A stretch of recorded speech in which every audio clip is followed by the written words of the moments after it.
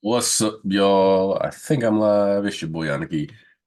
Welcome to season 5, episode 1 of the Church of MHA, My Hero Academia, chapter 411, live reaction. We've been going hard since the PLW. What an interesting arc for me to have started live streaming my chapter reactions. Hey, what up, Mr. Andrew? Was the so let's see, this is the 5th year that we've been doing live MHA. Might be the final year. Series might end this year. Might be the last year of live reactions.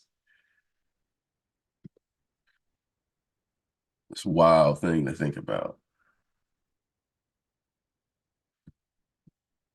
Uh,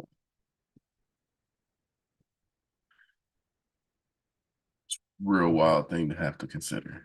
This may be the very last Church of MHA season. Doesn't mean we can't do other stuff later, but in general, it'll be crazy times. Crazy times at Ridgemont High.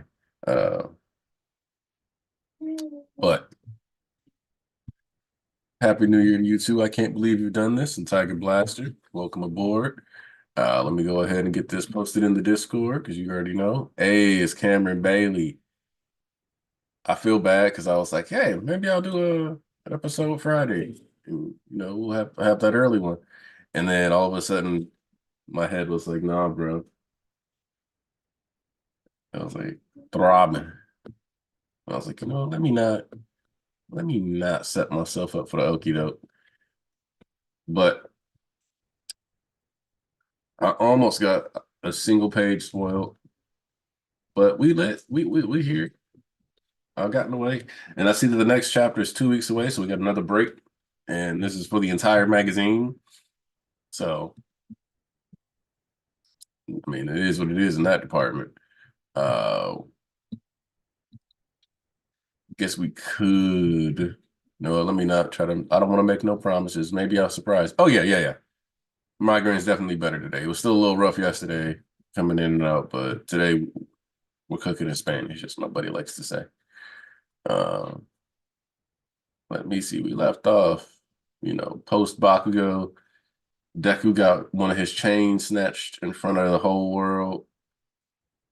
So now, which I mean, hey, Danger Sense was a bit of a crutch.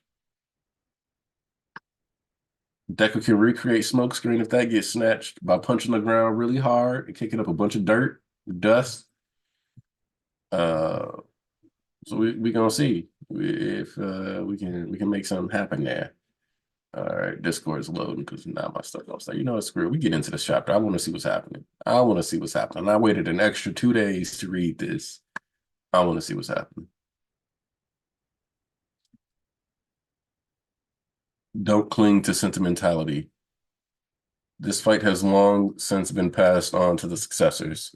Bringing down Tomura Shigaraki is our entire reason for still existing. But man, until the kiddo finds a way to break past that region while it feels like a losing battle. Number 411, History's Greatest Villain by Kohei Horikoshi. And we see the danger sense alert go off right there. And all of a sudden, his hand is right there. Ooh, this huge, just this shot is crazy.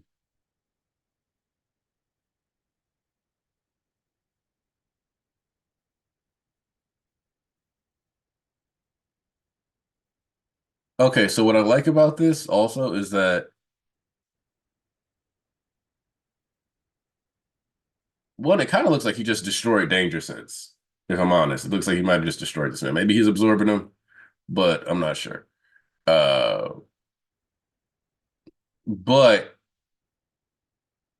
when you think about it, Shinomori's legacy was that he ducked off for one for 18 years. He just like went off somewhere in the woods, trained, didn't fight the man, didn't try to confront him, ran every time he got close, etc. So, in a lot of sense, in a lot of ways, you could argue Shinomori wasn't much of a hero, uh, or at least from the outside looking in, you wouldn't see Shinomori as a hero. But here, him being the first to react and making the active choice to protect the other One for All users and throw them back, starting with Banjo, the first predecessor that we got to meet in person of the previous users, is a good way to give him kind of like a hero's death to show that he did have that determination. And it was because of, not in spite of, a heroic spirit that he chose to move around and secure that One for All for the next generation. So it's a really good choice as far as like character portrayal, just giving him this moment. Yes, he's the one that we are the least invested in as a person, I would say, but it still gives us a little something to work with and to appreciate about who he is as a person. Let's see. Shinomori and Danger Sense have been broken away or have been stolen away. That unbroken chain of inherited might. The power that drove my master up the wall. Meh. I don't share his obsession, but hey, whatever helps me destroy you. Just like that, he's gone. His chair too. The creep busted into our psychic space and got one over on us like it was nothing. Black Whip plus Fajin plus Gear Shift. Black Chain. Oh, that's even worse. That's even worse. Yeah, no, for sure he's stolen it. You would have preferred he destroyed it, Deku. I'm sorry, bro. He's using the fourth danger sense now. Oh, no wonder you could dodge all my attacks. My destruction can start with the biggest pain in my neck. You.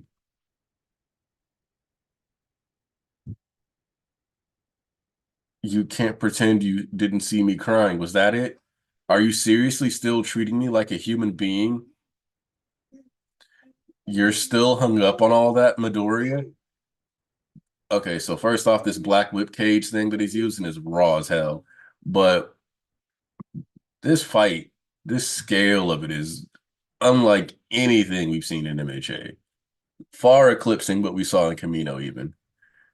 You're still hung up on all that. We see him like blasting through city blocks. Which, I mean, if we're honest, the final Bakugo's like final attacks were also on a scale a lot larger than Camino, as was AFO's final attacks to try to get to Bakugo. But, you know, who's that pretty girl? Oh, yeah. Got your ponytails. Yeah, that's that baby. Oh, I've moved so far beyond that.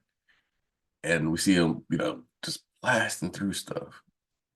Oh, by wrapping myself in layers of black whip and focusing solely on defense, I can stave off the lethal blows. This is some of the most beat up we've seen Deku look without oh, the mask crumbled away too. That mask All Might brought back to me. Right, you only just equipped that in order to keep breathing in those roiling waves, but now look where we are thanks to his haphazard rampage. We're so close to Mount Fuji, right as gear she's wearing off. And keep in mind, he only stole a quirk that doesn't. Here, give me 1 second, gang. I gotta grab this baby. Let me just get up and grab this baby real quick. Hold on. Let me see that daughter.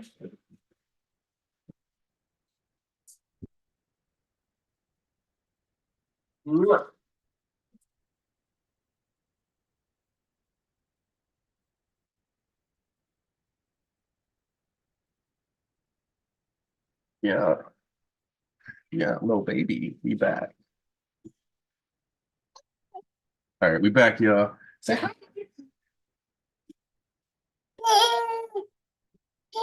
Yeah, little baby. You look pale on the camera. We both do. Yeah. Mwah. That's my daughter. Ooh. It's okay, Genie. All right. Your raw strength is okay. So keep in mind he only stole a quirk and one that doesn't affect your overall physical boost. Your raw strength is stocked up in One for All. not in the quirk factors. So you've just got to survive until you're all recovered. Shouldn't he use the power he's got left to escape and save himself? You for real, in? Shinomori and his danger sense are what saved us a minute ago. But the next time that monster lays a hand on the knife, he could snatch up every single one of us in his grasp. We'll all be stolen, and that's the end of that. You think I don't see you, Phantom, chit-chatting about a plan to run away? Ooh, I bet. Running and hiding is how you bunch got stronger, so I gotta destroy you before your next great escape. And I'll destroy and destroy until you got no place to run. Because Spinner was totally looking forward to that flattened horizon I'm gonna create. Fuji will be sunk by the time I'm done with it. Oh my goodness, that's a good face for that. He's trying to destroy Mount Fuji. Yeah, a cultural landmark and also one of the things that could lead to Japan's destruction. Yeah, Mount Fuji. Mwah. Yeah. Hi. Hi. Who's that baby? Oh. Can you no? It's like you know you're on camera, so you won't hit the ow for me. Let's see. Kiddo, he chased you here on purpose. The mountain will erupt when his decay hits it.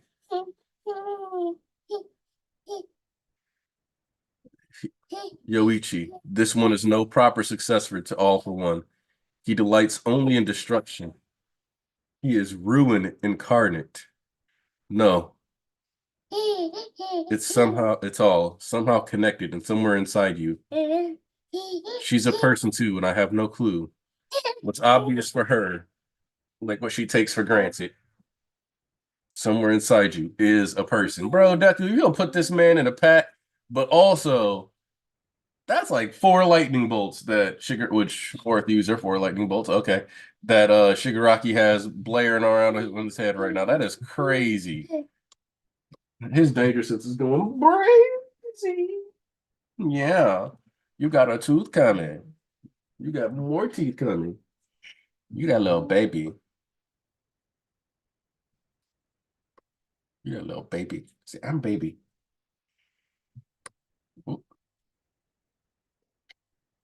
Let's see. Let's get the bishops the invite links for those who are available today. Make sure people can get in if they want to get in where they fit in.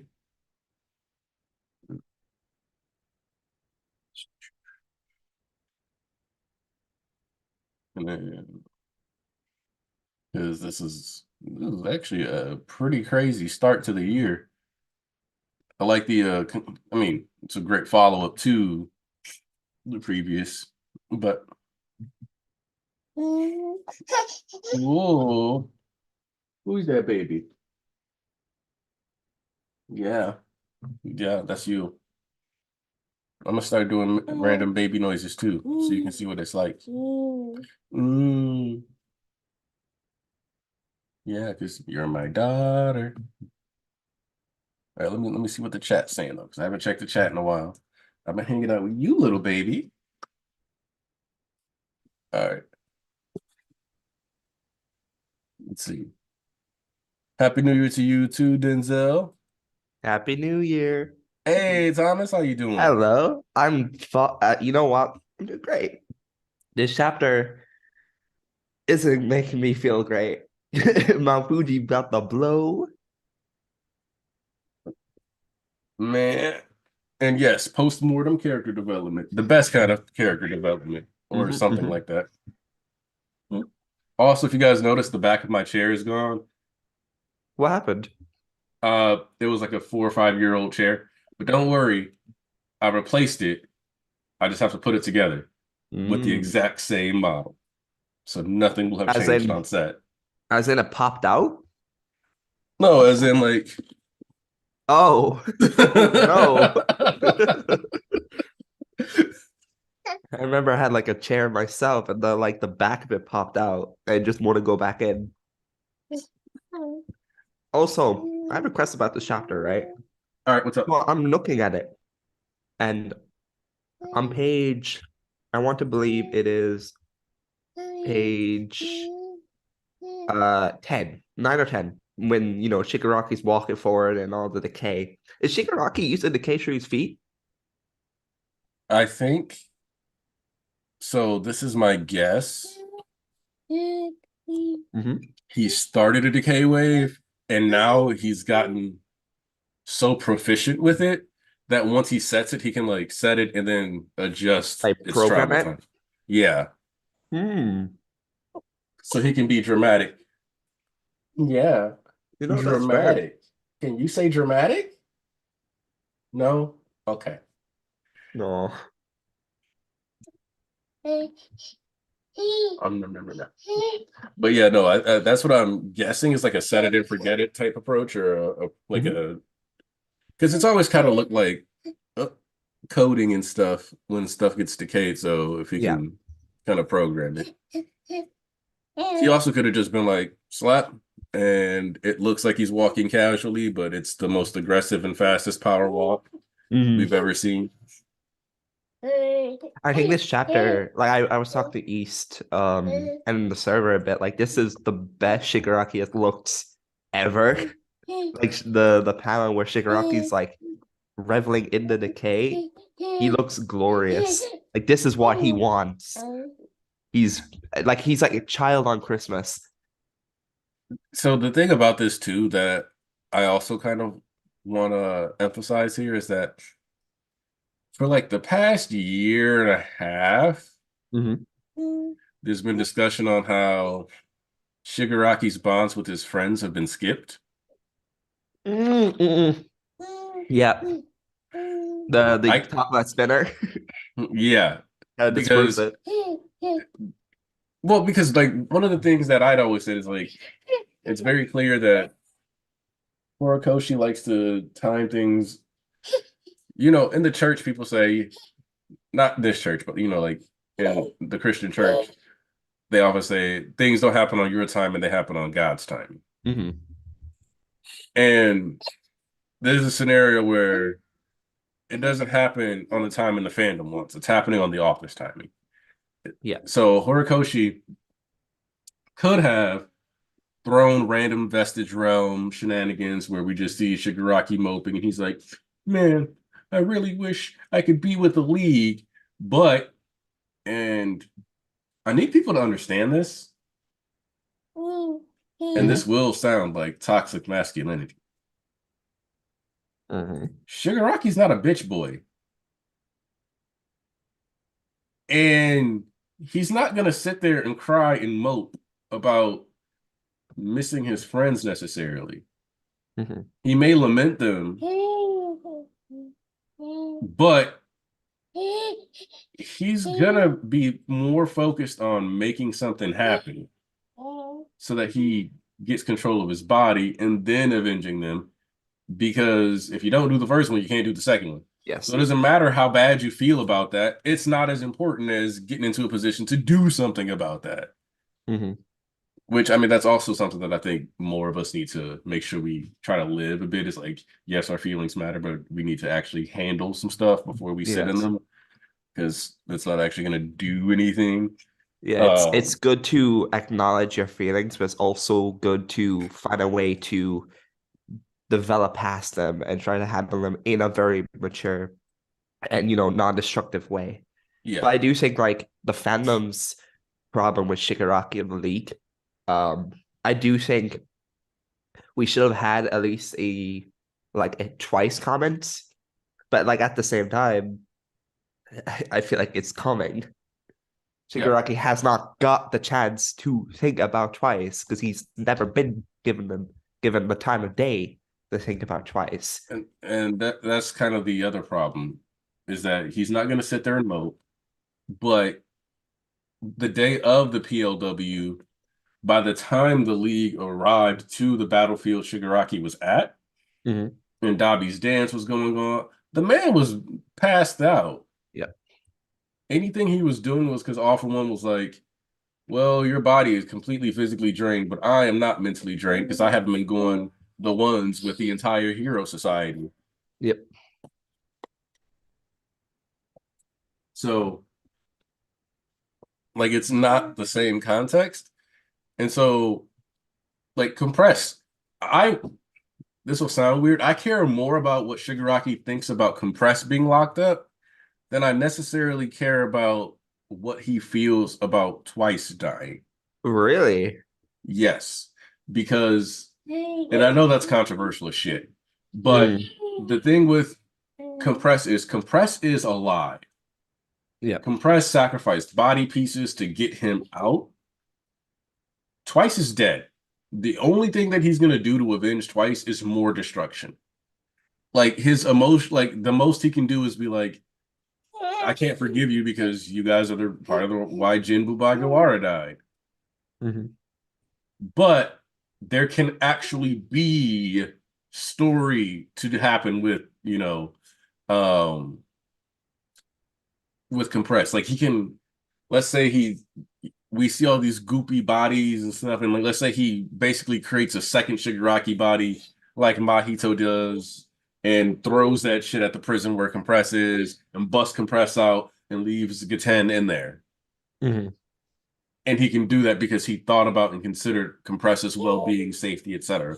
There's just more that can be done Yeah. with Compress or like getting Compress out of jail, all kind of stuff, than can be done for Shigaraki with Twice outside of him saying, I'm sad Twice died or I'm Hmm. angry Twice died. Because no matter how you spin it, it's just going to be, this is my emotional reaction to it, and here's how I'm going to channel that emotion. That Hmm. is the end point of the Twice discourse. That's why him saying something about Spinner is also, in my opinion, more important than him saying something about Twice. Hmm. Um, because there's also the element that they all knew that as villains at any moment they could die, Hmm. which I think people kind of breeze past. Twice was atypical for being so upset, and the same applies to Toga. They were atypical for being how emotionally invested they were in Overhaul killing Magnet. Hmm. That's another reason why they specifically were the ones with Overhaul. They were the ones most emotionally impacted. We know Dobby wasn't really that impacted by it. Yeah, water bottle. Um, but when you think about it, we didn't see Spinner talking about Magne like that. There just wasn't a lot of discourse from people besides those two. Like the emotional center of the league, and then like the normalcy and the thing that's like grounding them. That's Spinner, Twice, and Toga. But like, hold on. The Bless you. grandiose aspects, the power and all that. Hey, Joseph. Hi. That's the Dobby, that's the Shigaraki. That's where they are. But yeah. Hi. Say hi, Joseph. Thanks for the noise machine. I do want to ask the chat and you as well, and Joseph too. How do y'all feel about the last page? Because obviously that is Melanie is Shigaraki, Danger Sense going, haywire. But Deku's resolve to try to help Shigaraki is becoming more and more solidified because he's thinking about Uraraka as well. And it's the same as the last chapter, or was it 2 chapters ago, when Bakugo taught about Kirishima. Like, if you can stand, that proves that you're strong, Yeah. that you can say that you can win. I mean, like I said in the chat, it's like his words were "you're a person," but his aura was threatening. Mm-hmm. I And just like it's like saying like he's like the first person since he got All for One to actually not dehumanize Shigaraki, and yet that act sent off like what 4 or 5 danger sense bolts. Mm-hmm. well, and so the thing about this is that Shigaraki, this is the other thing too, is that I don't, as much as Shigaraki is like relishing in destruction, there is blatantly a part of him that is just self-destructive. Mm-hmm. Because if I'm him, what reason do I even have to say some of the stuff he's saying to Deku in this chapter? Do you mean when he's mocking Deku Yeah, like and like to making egg fun him. of his drive to save? Right, like that's giving you an advantage in this fight. You're purposely trying to remove the psychological advantage you have over your opponent. Wait, what you He mean by like? by trying to get him to dehumanize him. He's Mhm. effectively telling him, stop looking at me as a human. Stop looking at me as someone to be saved. Fight me Yeah, like you want to kill me. like if Sorry, Deku loses like his unalive me. humanity, yeah, unalive you, you know, the terms of services. I mean, yeah, like if Deku loses like that desire to save, Shigaraki's gone. Like, let's be honest, Deku up to this point hasn't been full power. We're getting to that stage. Because the other thing is that if Deku wanted to, like obviously he was like a little tired or whatever, but when he went and grabbed Shigaraki to and knocked him off the thing, he could have immediately put his boot in his stomach. Mm. Like he could have blitzed him and then Froppy style black chained him right in the eyeball or something. Yeah. And like there's a lot of stuff that he could have done that's a lot more brutal, but because he's trying to save him, isn't happening. Mm-hmm. So what happens if the kid gloves come off? We are gone. And it's not that Deku isn't trying, because I mean he pulled out gear shift, but it's that he pulled out gear shift and he pulled out he's been pulling out fucking the third users. I can't remember the name of it right Bajin. now. Bajin. Bajin, yeah. Yeah. So he's been pulling out all this, like it's not like he isn't pulling out the stops to do damage, but he's also trying to have that psychological, like once the words stop, it's just gonna get more serious. More serious. Light work, no reaction. I'll say, hey, Volk. Um, Hi.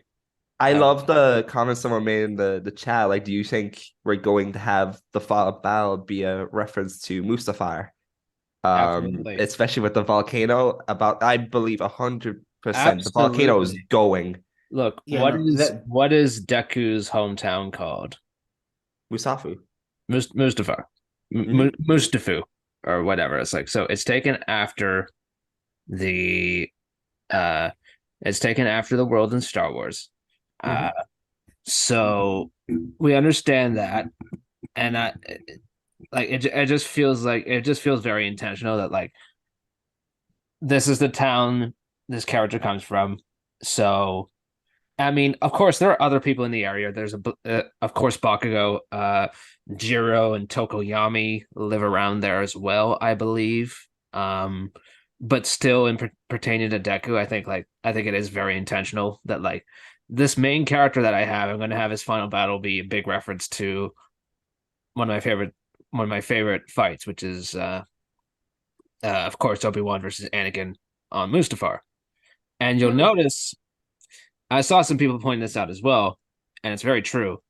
This will make a setting very similar to the end of Heroes Rising. What we know about the end of Heroes Rising is that was going to be the original ending, more or less. Maybe some details changed, maybe the location changed a little, but same overall setup. And that's pretty much what seems to be happening here. And also, like you were talking about, like what happens when the kid gloves come off.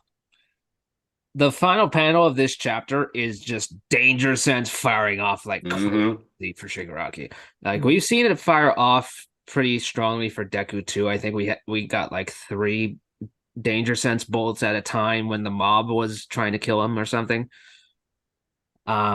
Maybe more. So it's like it's about that same level of intensity. So like he's winding up a huge attack or series of attacks here.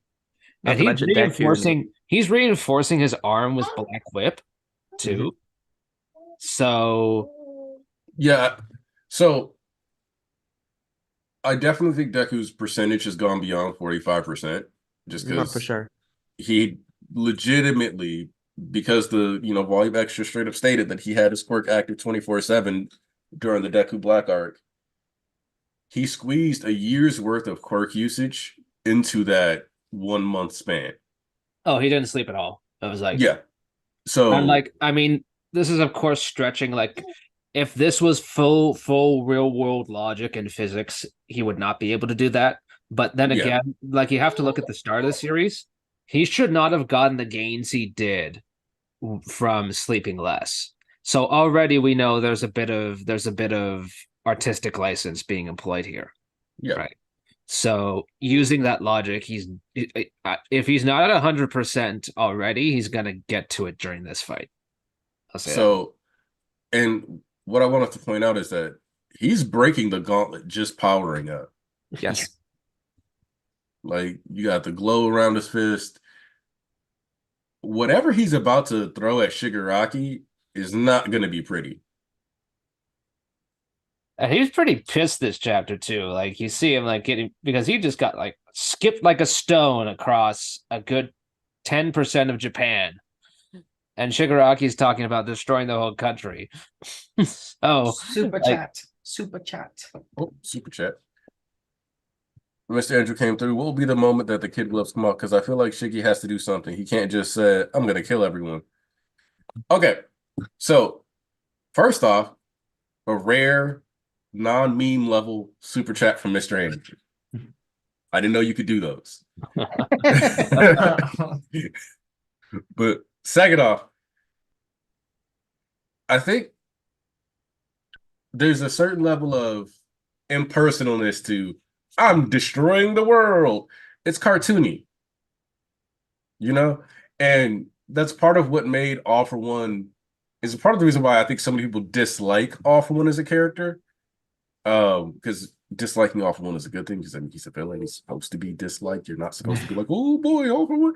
But whatever. Because All for One is the single most cartoony person in the entire series.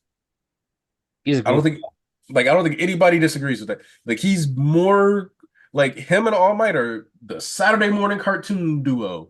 Like you sit down in your jammies and a bowl of cereal, not Lucky Charms, and you go nuts. Oh, for the record, I hate Lucky Charms. They're disgusting. In reality, I hate like basically any cereal with marshmallows. I hate cereal box marshmallows. I hate them. They're like don't eating packing peanuts. The I don't texture on like- the teeth is unbearable. Yeah, I like Cheerios, but anything that's like super sugary is like, yeah, it's a little bit too much.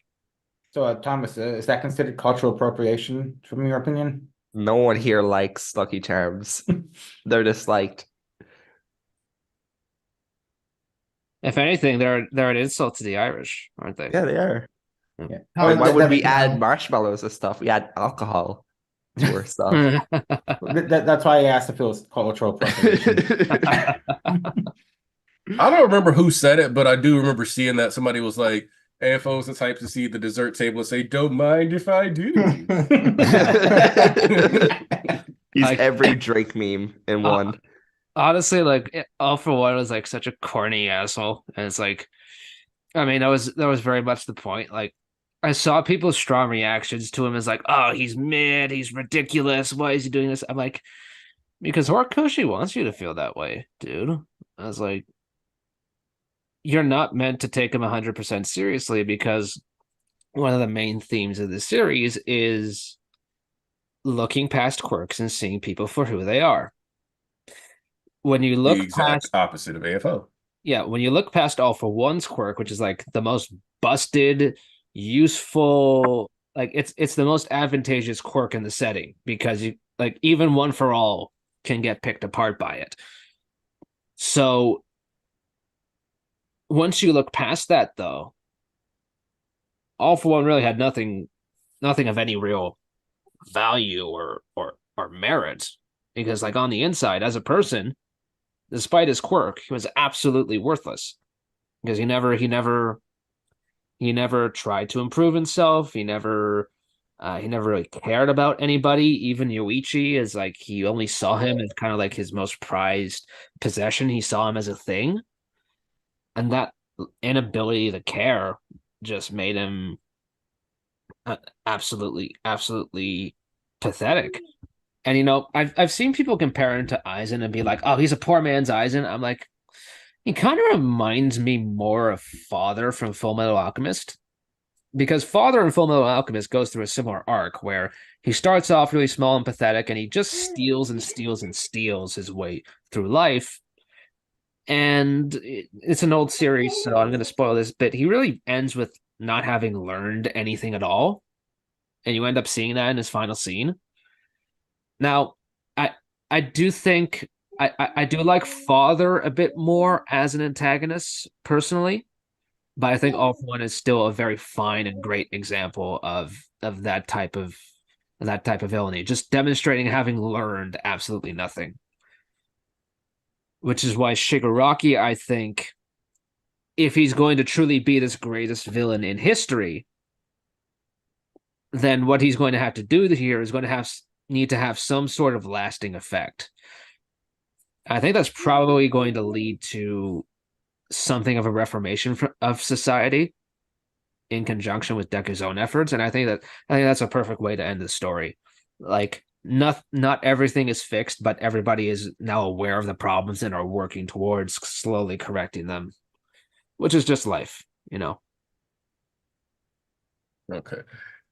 Also, just because you mentioned the 10% of Japan thing, I was like, oh, let me look at the map. That's actually a pretty solid approximation, Vote. Yep. Like I pulled up that map, cross-referenced it with a map of Japan with Mount Fuji is. It's about 10%. Basically got knocked from the Osaka area or the Wakayama prefecture, and I'm pretty sure they even mentioned that, to a little over halfway to Tokyo. So they've been fighting, and the path they took is at least, I want to say, comparable to the trail of destruction that would have been caused by Makia. And we're doing this in basically like 1 or 2 chapters, and it's not being emphasized that that trail is that bad, which is why you know everything that's coming is going to be worse. Yeah. Like, Oh yeah. Yeah. They're probably going to be causing some pretty big disasters across Japan, which is it's a good thing that everybody's more or less evacuated now, because like you see Deku cleaving through houses and buildings and highways until before he even reaches Mount Fuji. And the fact that Shigaraki directed him to that spot specifically tells him that he has a pretty great spatial awareness of Japan. So he's been thinking about this for a long time. Like he's been mapping out where he has to go and what he has to do to destroy the place. yeah. Which so this takes the trope of I'm going to destroy the world and both shrinks it down and expands it. Because so often, when we think of like the DBZ thing, it's like I'm going to straight up blast you. It's like people with superpowers are like, yeah, I'm just gonna just straight up just blow everything up. Not even gonna think about it. Just gonna because he was like decay will take a while to spread and da da da da da. And then Shigaraki was like, but wait, there is a faster way. Um, this also goes to show that when Shigaraki says he wants to destroy everything, Japan is close to the Pacific Ring of Fire. Yeah. For those of you who may have never stumbled upon discourse around the Pacific Ring of Fire, Pacific Ocean has effectively a chain of volcanoes around its edges. It's basically speculated that, and most likely that, if 1 or 2 of these ever go off close to the same time, they could set off a chain reaction, effectively pushing the entire planet into an ice age due to the amount of soot and stuff that would go into the air and block sunlight. And also killing everything from the amount of soot and carbon dioxide and carbon monoxide and all that other stuff in the air, but effectively causing an apocalypse. Tomura Shigaraki, if he decides to try to blow up Mount Fuji and sees that it works, then knows he can just go to the Pacific Ring of Fire, which will not be that far away because Japan is along the Pacific Ocean. There's some geography for you. and then go and just start trigger off this chain reaction, effectively ending the world. How's that for planet level? This is why I keep saying Shigaraki's Continental, man. Like, it's not so much like, oh, sheer attack power, because I do think other villains. It's how smart he uses it in conjunction with his environment. So yeah. And then also, I want to address the thing that Cameron Bailey said because I haven't seen any of this discourse.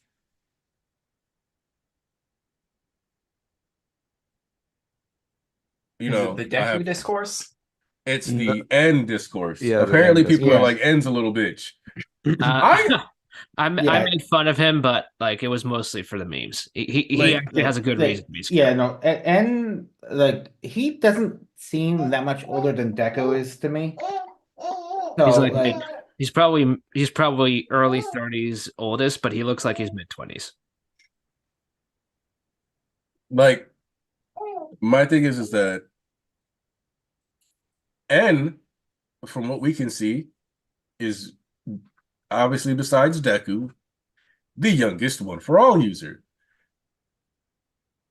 And also had one of the worst deaths of all the one for all users. So we got one of the shortest lifespans, one of the most brutal deaths, and I mean, let's be real here. Banjo had a quirk that, like, had a lot of combat value.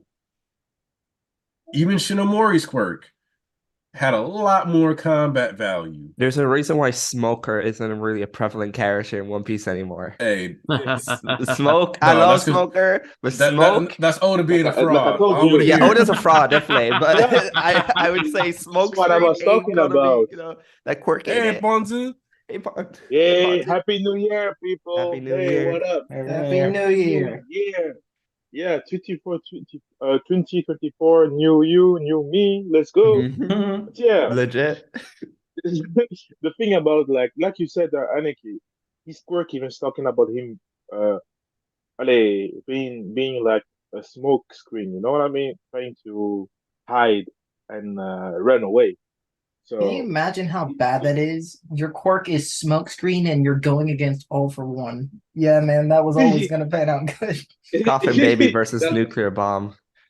yeah, she's gonna find you at the end. You know what I mean? So with his air burst. So yeah, the thing about that he was supposed to he was supposed to be the type of character that was running away because his own quirk is based on that. Most of the time, we have seen that people their quirk has an immense impact on their characters. You know, on their other character. No, yeah, characters. Yeah. So yeah, uh, that's why I really felt for him because and he's like you said, Aniki, he's dead. Well, bro, he got blown out, literally blown out. So you know what I Two. realized? As we're What? talking about Mustafa and got the Anakin treatment. He got Obi-Wan. Yep. Also, there's a super chat whenever you get Yes! ready to hit up Andrew. That's another banger. Oh, another dono? Yeah. Oh, Sick. here we go. What are you guys talking about? If the anime doesn't show them doing huge animated blasts that take the entire screen, then they're weaker than other series. And oh my goodness, I'm out of Mountain Dew. What am I going to drink? Water? That's disgusting. It's for Whoa, plebs. bro, chill. I got Mountain Dew next to me. Don't insult me. What the fuck? Disgusting. Why'd I catch a stray? I didn't do nothing. Deserved.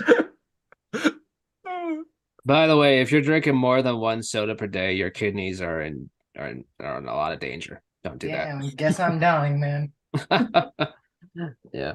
I mean, I know somebody who has one kidney, and I'm like, why are you doing that shot of whiskey? And she's like, We here for a great time, not a long time. I'm like, you got kids, 4 of them. But yeah, like, and and just wasn't in the game long enough to have any of the Mhm. confidence that the preceding users and like look at Nana, right? Was already a pro hero, was out there trapping, doing stuff, hanging out with Gran Torino, who Prime Gran Torino is possibly a top 10 fighter in the entire verse somehow. Mhm. I Because mean, he He was good enough to get he a job tanked an at All Might UA. punch. Yeah, got fucking a hit to the stomach, and he's still alive. like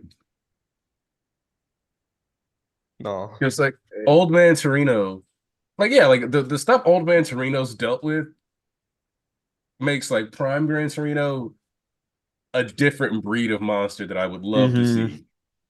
You know, people talk about getting a prequel series for it, but no, give me a Gran Torino prequel series. I mean, he's based on like a hard ass. Like, if you've never watched Gran Torino, like the movie, do it. Like, give me Gran Torino running around whooping people's asses. Mm-hmm. Um, When he but was younger. yeah, Yeah. because and then we don't have to have like a super high like scaling skill ceiling. Like we can Mhm. keep the power cliffing pretty decent. But The thing about it, like, when you think about his quirk, like, how does it work completely? Does he have like air tubes to that links his lungs to his feet? yep, What is it? That's it. That is it. yeah, He can- like he can shoot air that he breathes in through his feet, and it gives him the ability. You can kind of tell he has like increased lung capacity, but yeah, he Mhm. Mhm. basically uses like his breath is extra nitro. When you think Shit. about it, if you use it, the breath techniques of Demon Slayer, I can believe that he can. You benefit from that, actually. I mean, if you think about it, he probably, depending on what the setup is like, organic, like in his, body makeup, Yeah. he could probably get away with inhaling indefinitely as long as he's using depend as long as the output isn't too crazy. So like for continuous flight, he's probably just constantly inhaling. Mhm. And because I do have to mention it, I'd be remiss if I didn't. Right before the final fight, who does Deku think of? And what is he heading into the battle thinking of in regards to Shigaraki? He's thinking back to the conversation with Ochako. He's thinking back to what they talked about with both of their respective villains Mhm. being people on the inside. I've been very vocal about this. I think it's a combination of two things. It's definitely biased towards other pairings. And I don't want to get too much into that, but we just have to acknowledge that's there. Wait, is this the abuse allegations?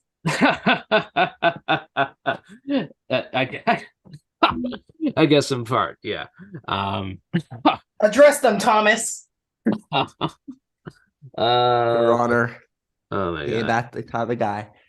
man. It's funny because it all stemmed from just a simple opinion. From I remember I was talking about it with the guy who made it, and looking at like the allegations because Coyote sent me the link. I was like, damn, it really got that serious.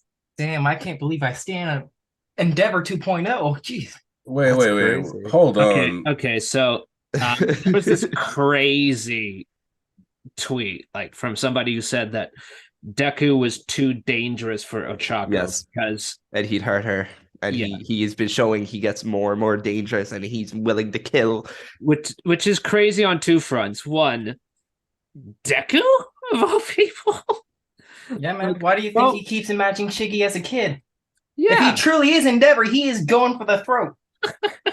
he's a child abuser. Anyways, uh, like first off, Deku of all people.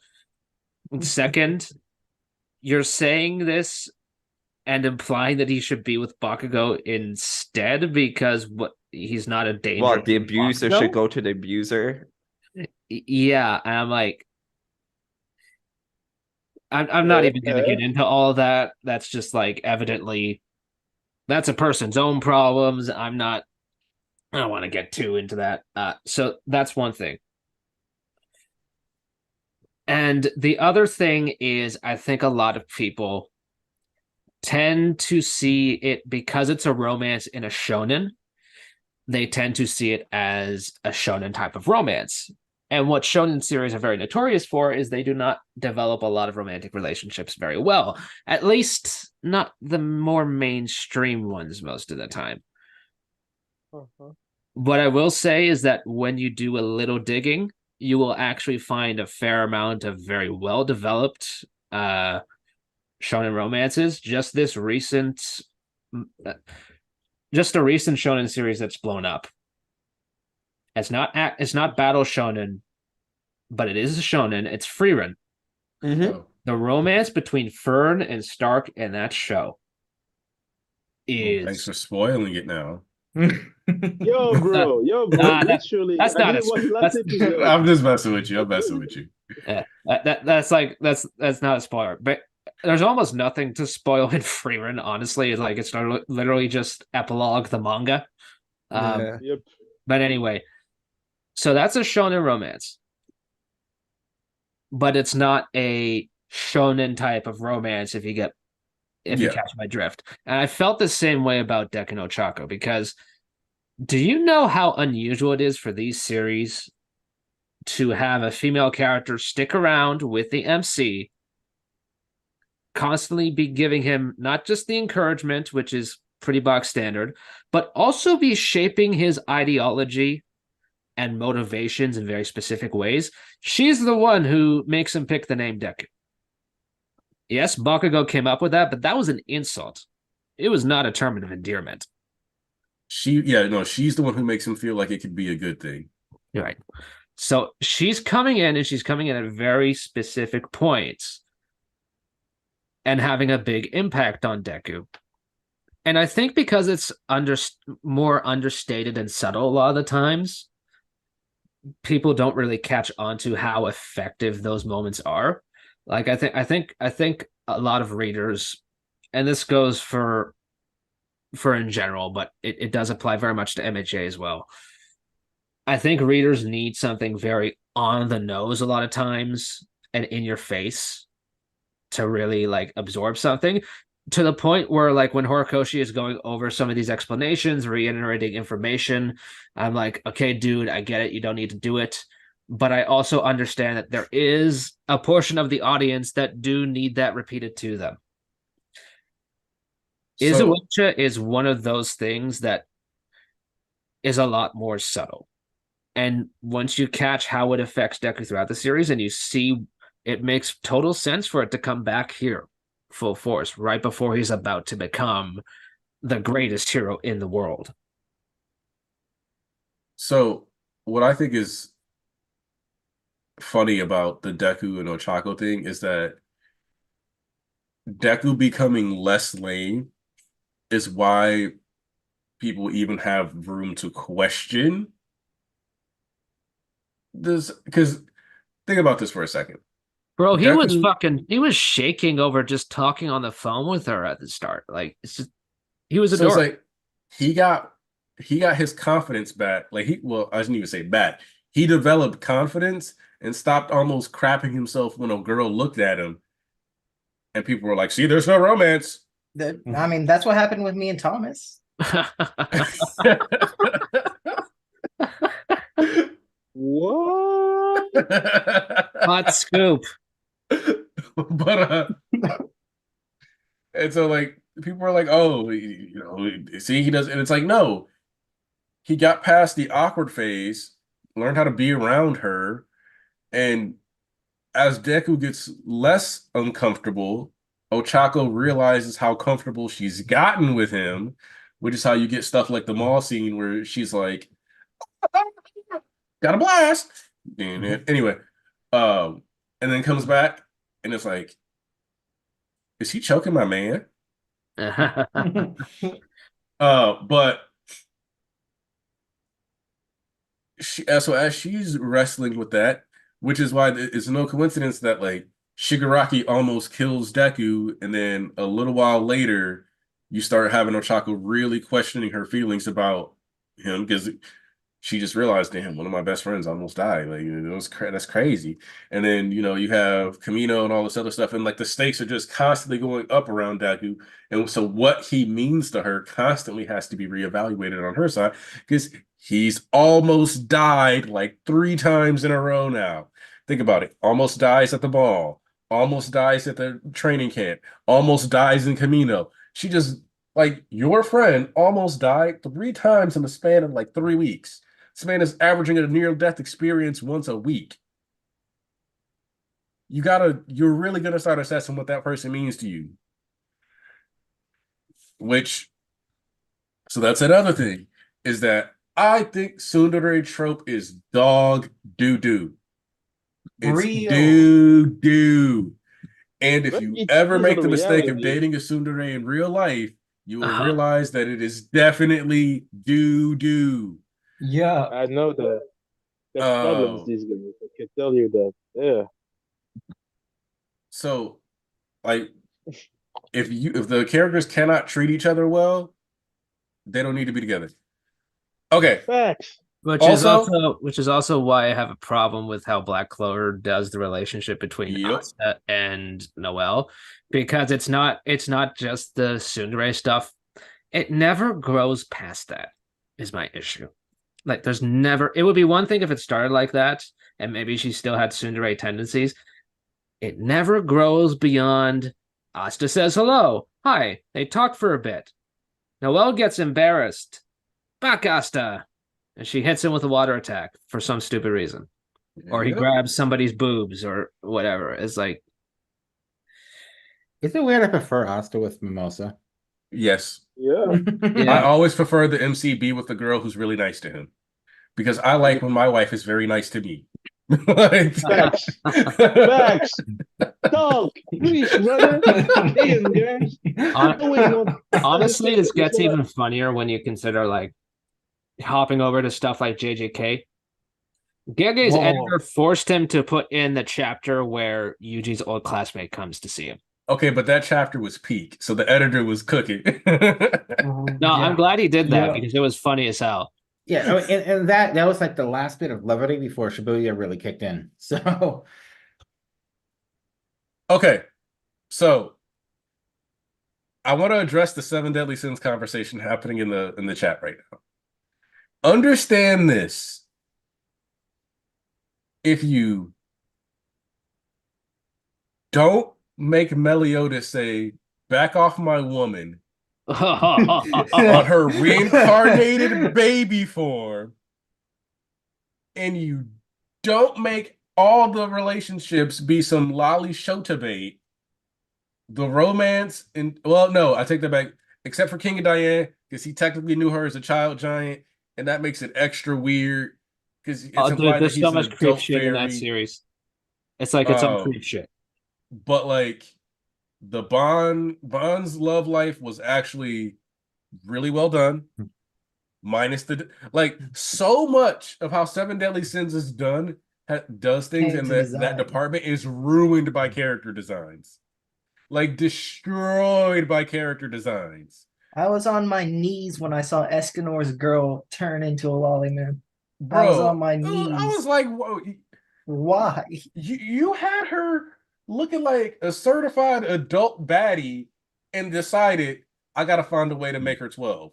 Bro, Dude, it's like it's crazy. Like when you chart the progression of the series, like it's there are hints of it at the start, but it's like when the series got popular and the author realized he could get away that with the that goat? shit, it's like I'm just gonna do this all the time. And it was like, oh, what the fuck? Even in the sequel, you got Jericho bro, being a fucking why? predator. Why do that to Jericho? Why do that to Jericho? Bro, I don't know okay, anything about this series. I don't want to know anything about okay. this series. Jericho is this knight who, when she's introduced, she pretends she's a man, all this other stuff, but like she wants to be strong. Her dad used to be a knight. Dad got popped, if I remember correctly, or some shit like that. But Jericho develops this huge crush on Bond, who's basically like the deuteragonist. Again, take out Bond's love life. He's unequivocally the GOAT in that series. Facts. Factual. But Jericho is like in love with Bond. Jericho, okay. I gotta discuss the designs, character designs now. And I'm gonna be a little crass because I need to make the point.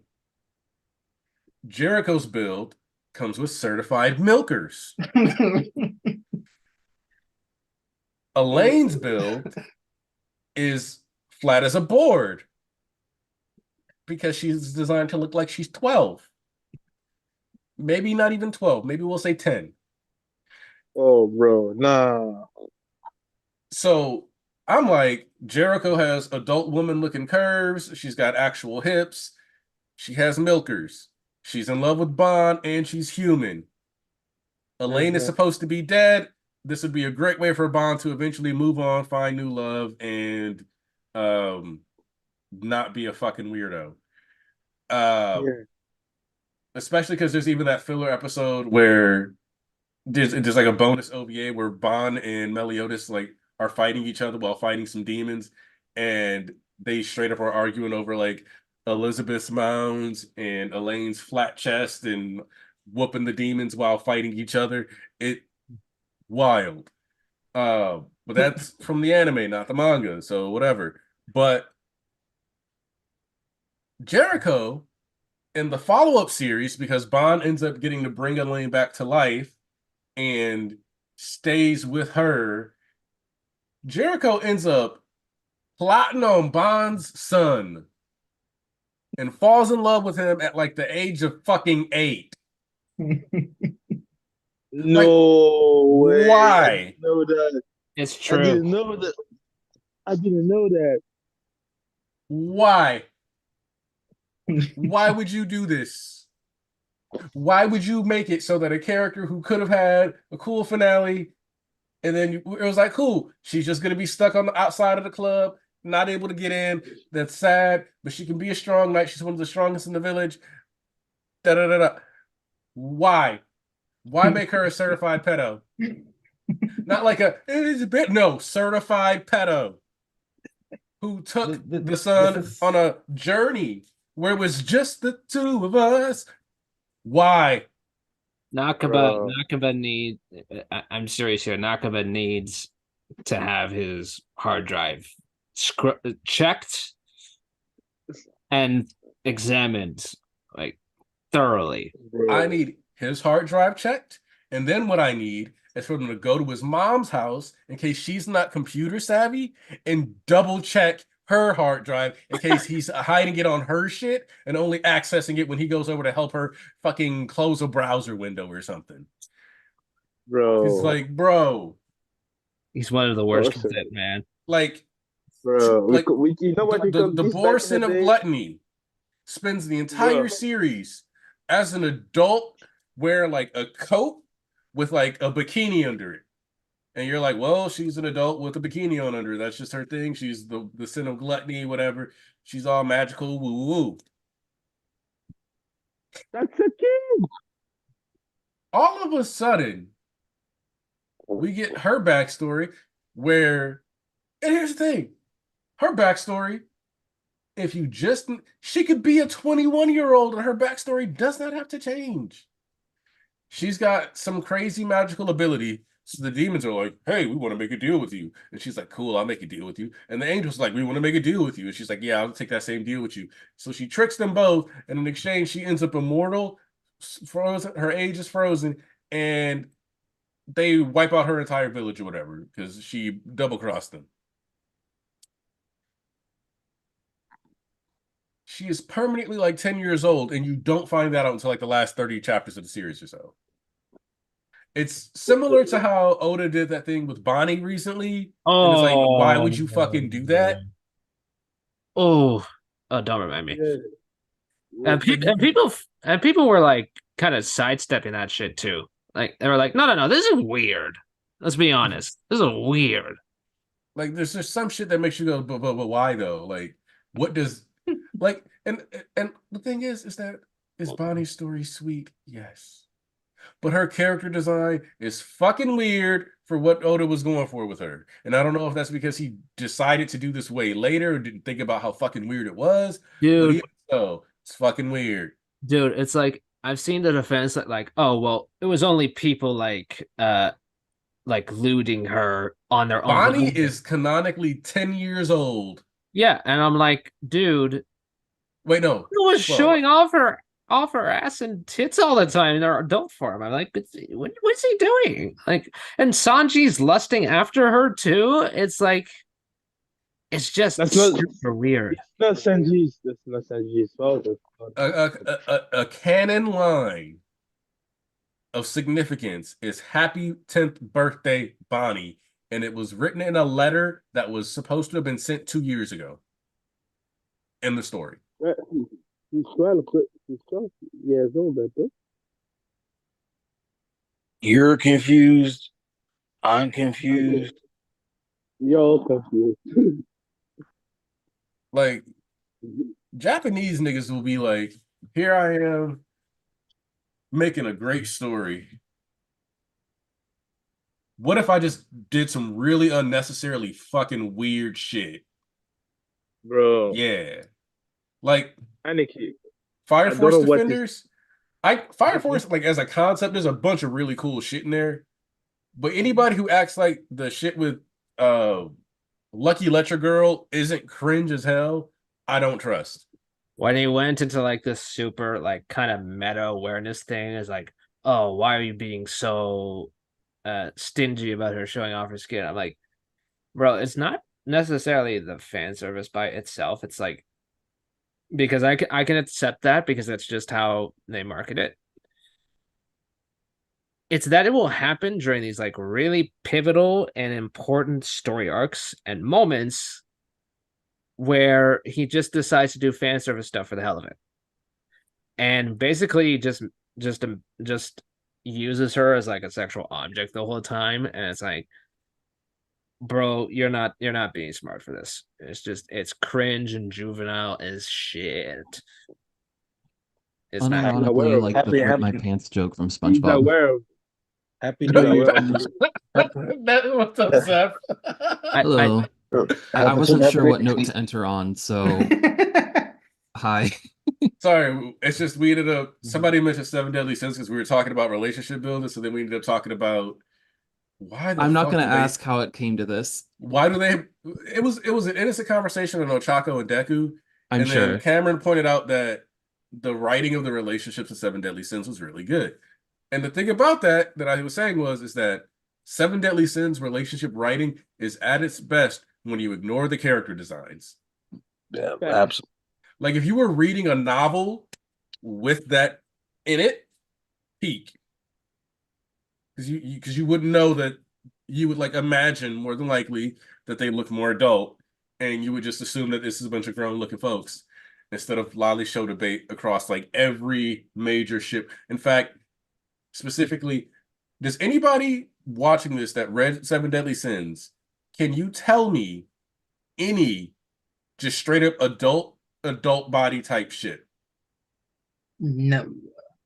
I don't remember a single adult cross adult body type shit.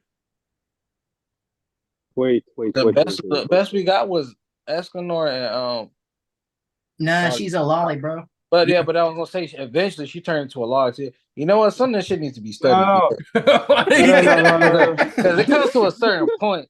Hold on, y'all. Y'all go get your introduction later because we got a gauntlet run. Because I got things to say. But Yeah. No, No, I just categorically do not or avoid reading any mangaka that for like when I see child designs, I am always leery and I just give that space for reasons. the thing about I think the only relationship that was with people that are like adults is it was before that you heard the backstory. It was King and Dia. But the thing about you learn that King fell in love with Dia when she was a kid. Yep. So that don't count. and even at that point, that nigga basically a reverse lolly himself until he Yes. basically grew up. He literally still a lowly himself. It's just he a nigga and she giant. So you didn't look at it as bad. But yeah, Which is all right. still- East has You been what hyping you this did? gauntlet though, so we got to let East run his gauntlet real quick because he's been telling me about this for about 4 or 5 days. Yeah, man. There was a lot to come off the chest in this Nah, because we straight. because I want Seth to talk and get his thoughts and opinions first because we gonna be here for quite a while. Because when I say we're Hell going over yeah. a lot of series in every single medium and every facet that exists, oh, everybody's gonna have a chime in. I promise you that. Because I Hell specifically take out yeah. every person in this chat. I specifically take out something that y'all gonna want to comment on.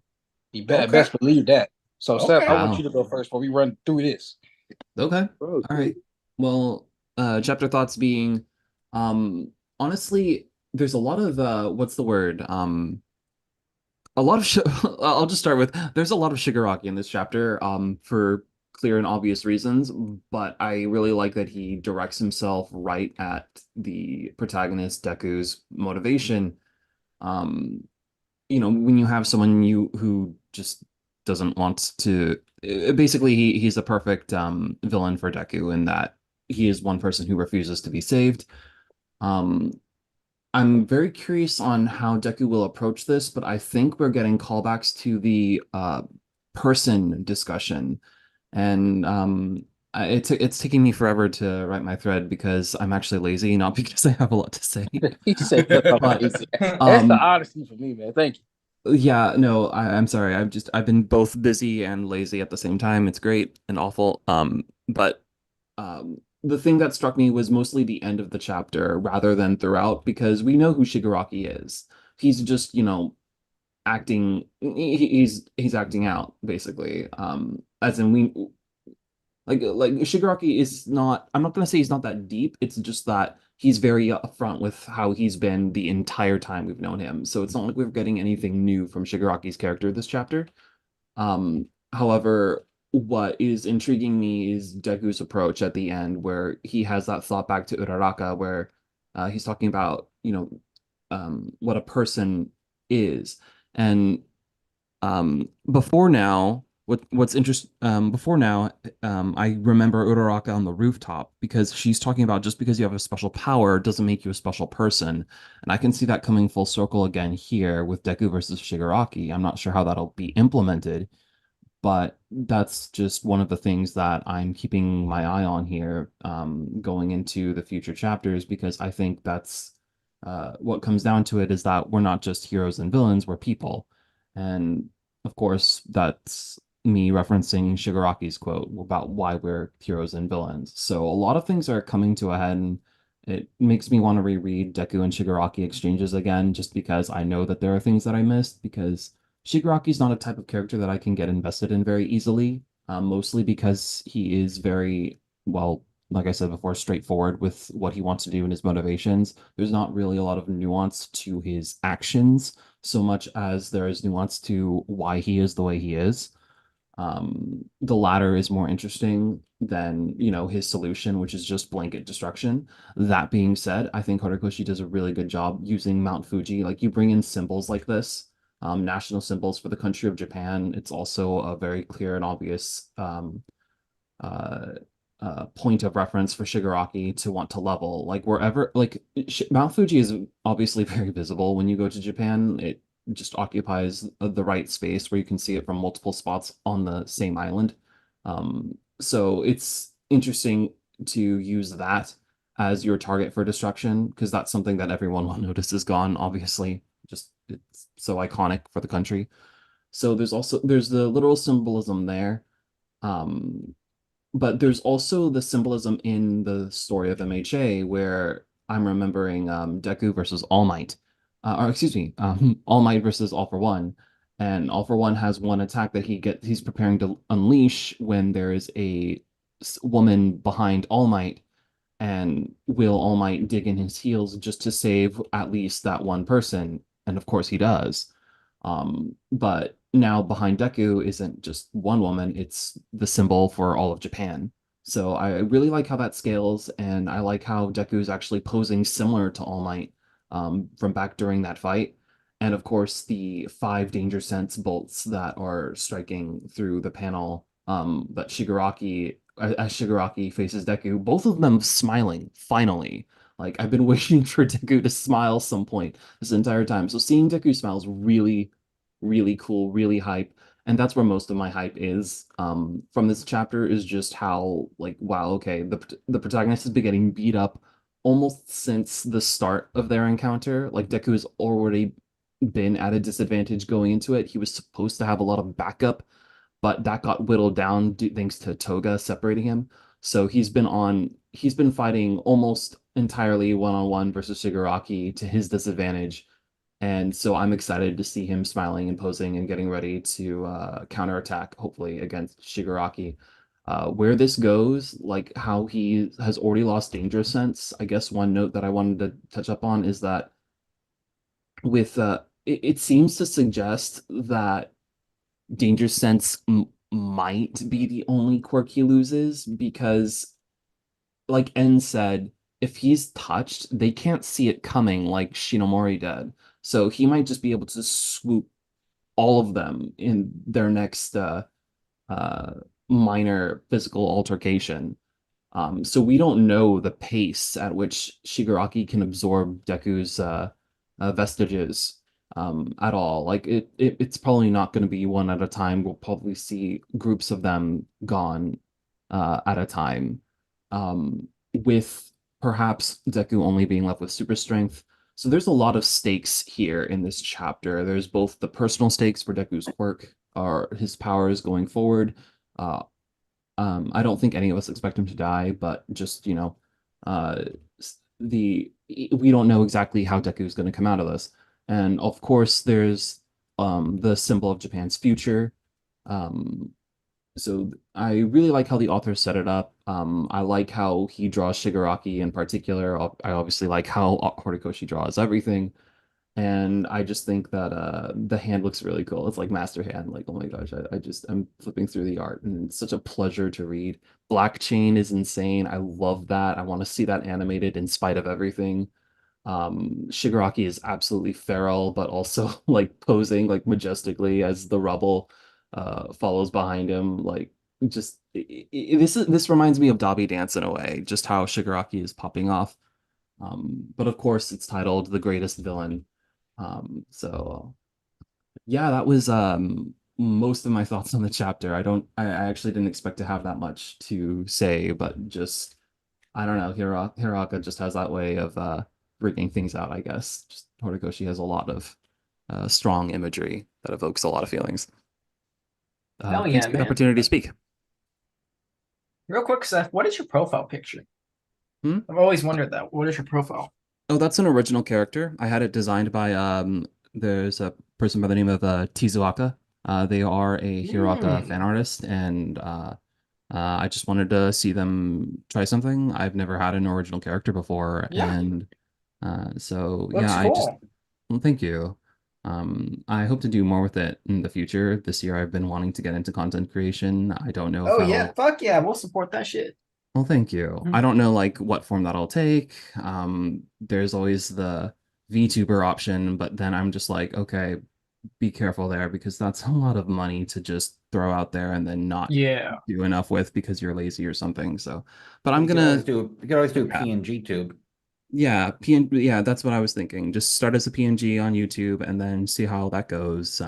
I would probably just be commenting on anime and manga that I enjoy, much like MHA, like basically like what I do with here, but as in a recorded video format. So, that's something I'm considering. But yeah, no, this is just an original character that someone was well, I commissioned them, so it's not that they were kind enough to draw for me, but they did an excellent job. I really They like were the kind design. enough to take your money. Yes, Hell yeah, man, that's cool. thank you.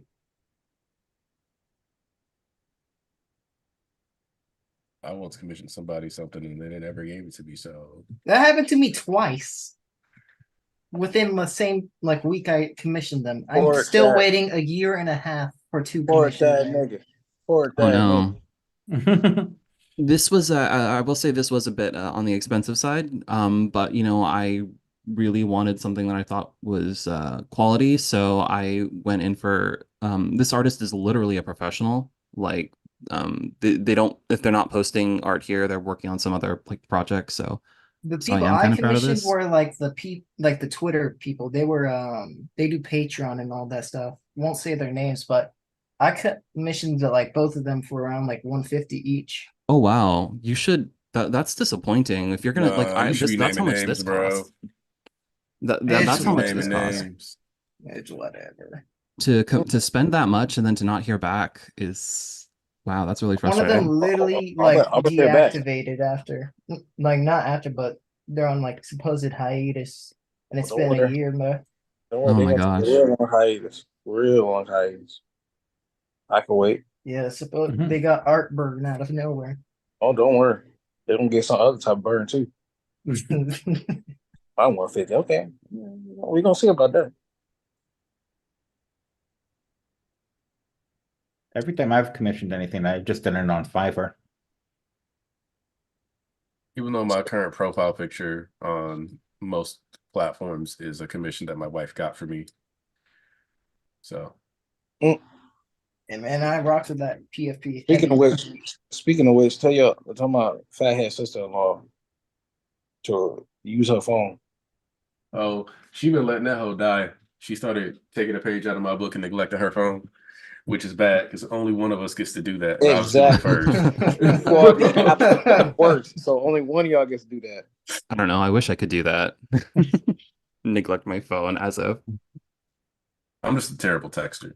Oh, we know. That's why Also, shout out to my boy Ryan. Happy birthday. Happy one of birthday. y'all- Happy birthday, Birthday Ryan. yesterday. birthday. Welcome to Club 31. 31. Whew. You know, within the context of the anime space, I'm an old man. I'm 30. I've actually been also to put this in perspective for you, all my like a good chunk of my friends that I made in high school have now been my friend for over 50% of my life. Dude. So Jeez. that's what makes you feel old. Is once the percentages start getting like Lower.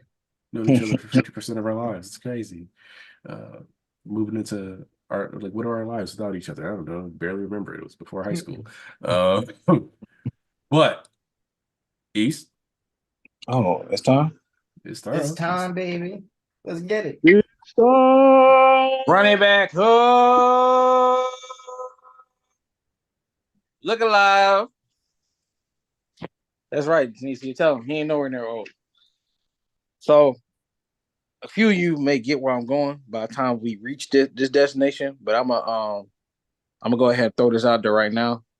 Aniki, you probably pick up on what I'm hinting at for the future conversation instantly, but the rest of y'all, we'll see. By the way, did y'all know that when they talk about Epstein and midgets, they're referring to children? Oh yeah. Yeah, just to clarify, a lot of people didn't know that, and that's why a lot of memes are going on Twitter because they didn't realize that was midgets was code for children. That's But crazy. we'll get to why I reference that later. Pretty sure some of y'all can pick up why I said that. But let's get this started. I'm not even gonna comment on how absolutely phenomenal chapter was. You heard that 1,000 times over. What I'm here to do is have a I'm really about to run through this because I've been getting real sick and tired of this right here. So when we come down to the topic at the end of the day, we all know who wins this battle, we all know who loses this battle. But at the end of the day, what does it cost the ultimate hero, the greatest hero of all time, to win this battle? What deems me to believe that this man is worthy? Because it's going to cost you something in this fight. You want to exclude the old man, Toshinori? All right, fine, so be it. You want to exclude the arm? All right, fine, so be it. You want to keep all his quirks? We'll slide past that too. You don't break his bones, break his body, give him a little bruising. That's decent enough. But for me to believe that the end of the day, all it takes was some little touch of the heart and a talk and a punch and a little move, and this redeems somebody that is deemed to be the ultimate evil, even at the end of the day, if he is human. You cannot save somebody's heart that does not want to be saved. If I've been said this, the only way you could have ever have done something like that with this character is if you did this shit back since Camino, where you had maybe faint little tangents of like flutters of in Shigaraki's heart of doubt, and maybe this wasn't the way, or maybe this wasn't that. But every single moment in this fucking series, all this nigga does is triple down and throw himself into the darkness, the hatred even more willingly. When I made that tweet when niggas packed me up months ago, and I was talking about like because niggas can't read on Twitter with the whole I like pancakes, so you hate waffles, or vice versa. When Just because they packed you up does not mean you are wrong. because idiots can't read. They only read the first sentence and nothing else after that. And then at that, they read the first sentence wrong. When I said it's not all for one's fault that Shigaraki is like purely the way he still is now. They tried to blame everything on off one, just put all the guilt on him to remove him from the agency from Shigaraki and everything he's done. This is not that the two don't work. He only merely had Shigaraki embrace the desire. At a certain point, Shigaraki could have broke away, had multiple chances, even since Kamino, and before that, to not fall off one's lead. Guess what he did? Back down, triple down. And it wasn't all to free my master. It wasn't all to do this. It was to be the next big nigga, the next big king, the next dark ruler. So this wasn't for all for one. He's the prince character, but not the loyal one to be like, oh, my master, everything I do is for you. That shit has really never been that. If anything, he's always just been using that nigga. Like, master, how'd I do this? How'd I do that? It was never my loyalty is to you. Everything I do is for you type shit. It's like, I'm next on the block. You help me do this, master. I'm loyal to you because you helped me do this. I respect you because you helped me do this. If we had gotten like some sense like, oh, maybe Shigaraki looking like doubting this, there, that, not there. He was a loyal prince. And then you had his backstory revealed later on, like maybe during the final battle, like right here, and the Vestiges popped up and did some fuck shit. And then he remembered, like, no, this, now I remember it's your way. You twisted me. You made me become like this. And you had some, like, something that wasn't in his heart, like, like, throwing the lines, building up to it. Then it could have been tangible to be like, okay, maybe you can really touch his heart through some spiritual stuff and talking. That ship has sailed. There's no possible, logical, real reasoning way you can really feed that, especially at this point. And I do not ever want to hear just the lazy excuse of, oh, he's the MC, so he's just gonna have to touch Shigaraki's heart. And that's the weakest excuse I've ever heard in my entire life. Because you know what? Now it's time to bring out the entire fucking list that I had on multiple occasions of where MCs got their ass beat or lost or different things in the art. I got Shenron from Fire Force. I got Denji. I got Yuji. I got Tanjiro. Yusuke lost the last fucking tournament. Got his ass beat. Said he getting up. Next thing you know, this nigga woke up. His last laid out in the hospital. He lost that tournament. Superman lost. Naruto lost to Sasuke in part 1. How many times has Goku lost? Didn't like Yagami lose at the end?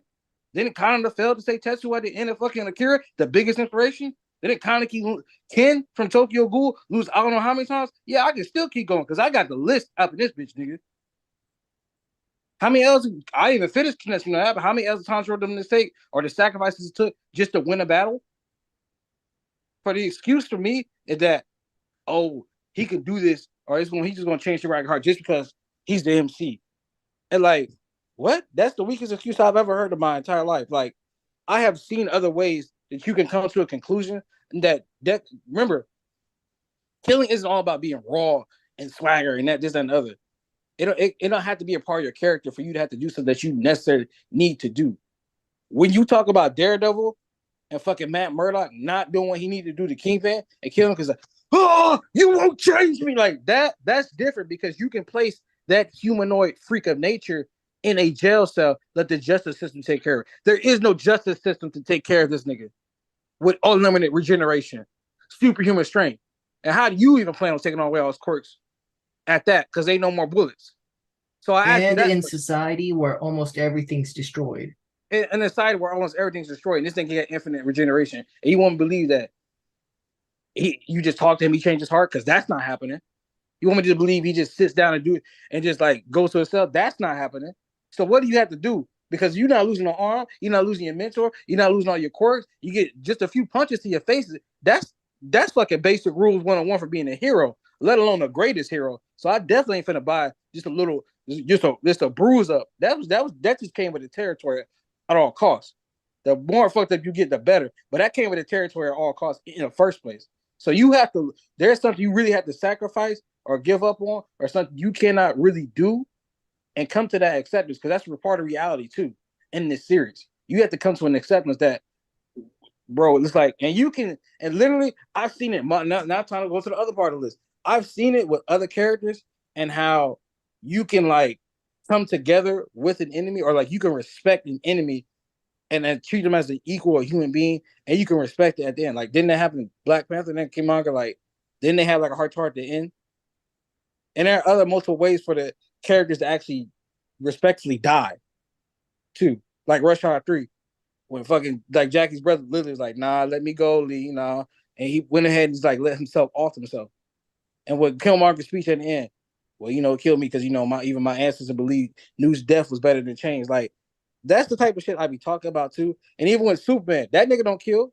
But even every time I want to talk about Zack Snyder's adaptation, he had to do what he had to do because that's literally like him. That's literally equivalent to him and Shigaraki. Those niggas are on a whole new level. If Shigaraki's right there about to decay everything, and Deku just really can't just punch him out, like Deku has no choice.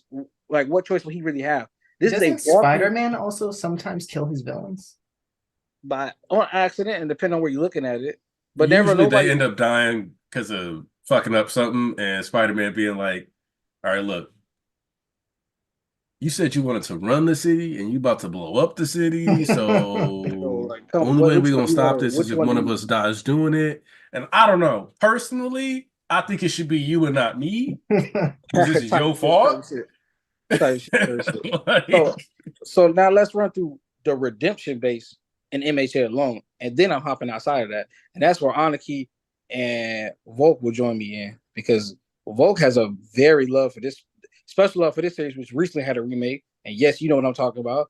Anarchy, you also have this series in your top 5 anime or manga, I believe, or somewhere in the top 10. So I can't wait for you two to hop on, and now we can really get this one rolling and moving. Now, when we talk about other shit in redemption, but let's just go based alone in MHA. Niggas like Nagat, Gentle La Brava, Rappa, and Stain, those were redeemable characters within their heart. Shigaraki even referenced those niggas to be like, oh, you could play with those niggas' hearts and do whatever you wanted to do. I'm not like that. I'm built different. Like, once again, Shigaraki does nothing but quadruple, triple down. Whatever word the word for is going hard, harder, harder, harder on his ideals and his things. And for me to believe that this nigga, when the most evil diabolical out of the entire LOV and his crew, is to fall back when everybody else is already basically dead and gone, and they stood on their business until the end and their deaths. And I'm supposed to believe Shigaraki's gonna be like, you do Kumadoria. You got a point. You seen a child in me crying. The child that I completely acknowledge every step of the way and profound and profess the reason I'm doing this is because it all spawns from this house, and now I hate everything.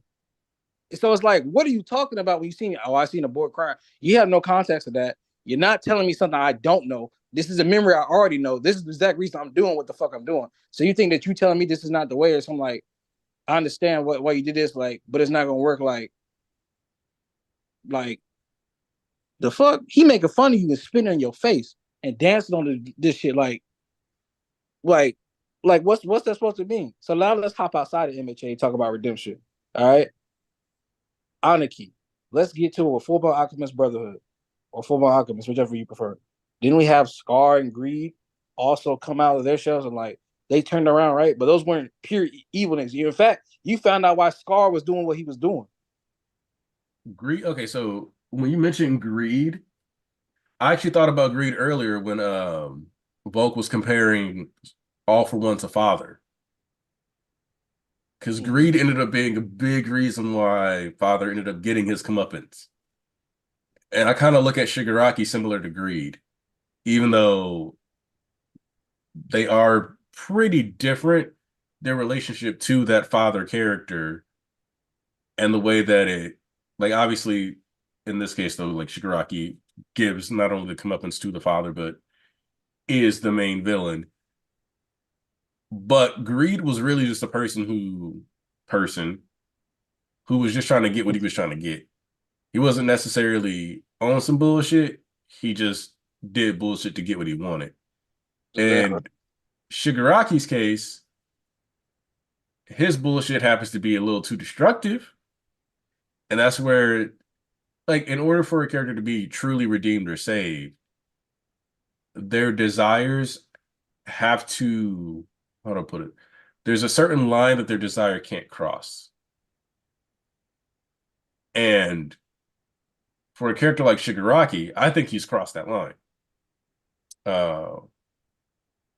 But this is also why I think he's partially suicidal. And because like the destroy Mount Fuji plan and cause it to erupt and destroy all of Japan, knowing you might take out your allies too, screams like I'm going to destroy everything, possibly even myself, and that's okay with me. Especially paired with his you're still looking at me like a human. When you're actively provoking somebody to like dehumanize you, You no longer like. You don't want him to try to save you. And thank you for my perfect segue on that. Oh, I'm gonna let you finish. If I can get my perfect segue. No, you good, you good.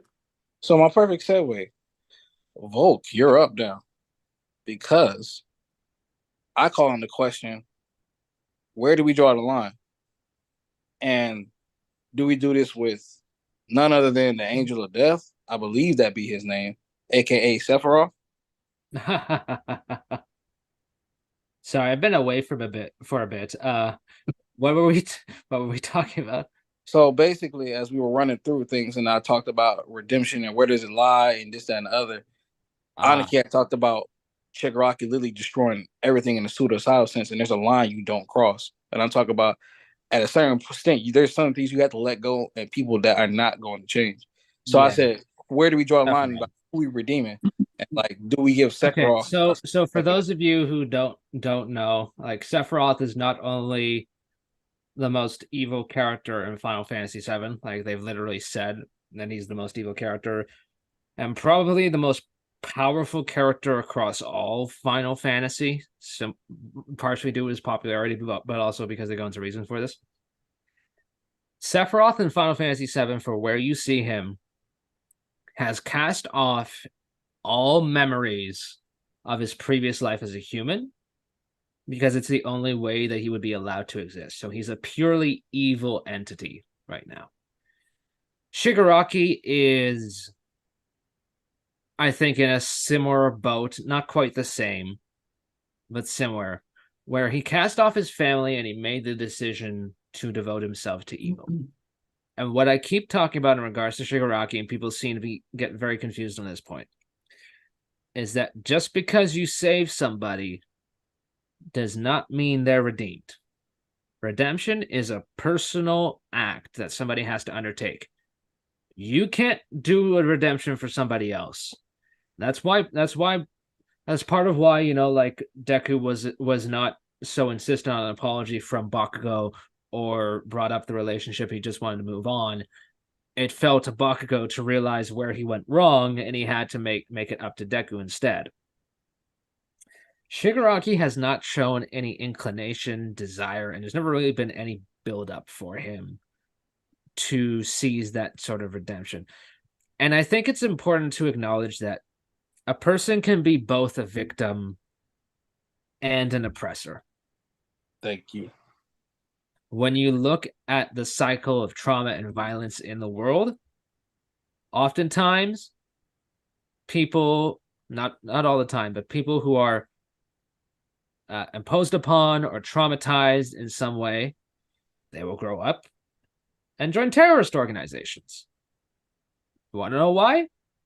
Because the regimes that subjected them to suffering had radicalized them to such a degree that they invited that destruction back upon themselves. Basically, and I know it's not one-to-one, and it's like it's fiction, it's a shonen manga, but functionally, the League of Villains are a terrorist group. Mm-hmm. And they've killed a lot of people up until this point. Like, and oh my god, it kills me seeing like the discussions back and forth. Twice abetted in a lot of that destruction too. Good guy did not stop him from committing and abetting in all those crimes. So, as far as Shigaraki goes, who is very conscious of what he's doing, again, he's been mapping out Japan, looking for the most effective place and where to destroy it and wipe it off the map. And if he goes for the Pacific Ring of Fire, like Aniki brought up, then he can extend that to the entire world. So I don't think there's really an avenue out for that. And this is why it's important that Gran Torino had that conversation where it's like killing can be a form of saving too. Thank you. So, It's like I said, arguably the great, and you see this as well. Danger Sense flaring off, one and the same. Deku's desire to win is the same as his desire to save. And so, if Danger Sense is firing off to that degree, and Deku has what Seth was mentioning, the symbol of Japan behind him, he is protecting his entire country, family, friends, everybody, all the citizens, everybody he doesn't know. He's basically got the whole world on his shoulders. He simply cannot choose one person over that. When that person is the one instigating that destruction. So yes, there's a conflict here. Yes, Deku is still not entirely sure how things are going to shake out. I don't think he's going to be sure until it's actually all done. But he just knows that he's got the greatest villain in history in front of him. That's what the chapter is called. And there is no room for doubt. Like, his mask breaks, right? The respirator breaks. Mhm. That was given to him by All Might when he retrieved it. And that's to call to mind as well how that mask was designed to look like All Might's smile. And you'll notice when that facsimile smile, that fake smile, is gone, Deku smiles for real because he knows this is it. Like, he can't use any kind of medium. He can't use anything else. He has to absolutely win this. And that means, like, definitively, as in murder. He's probably going to have to kill Shigaraki.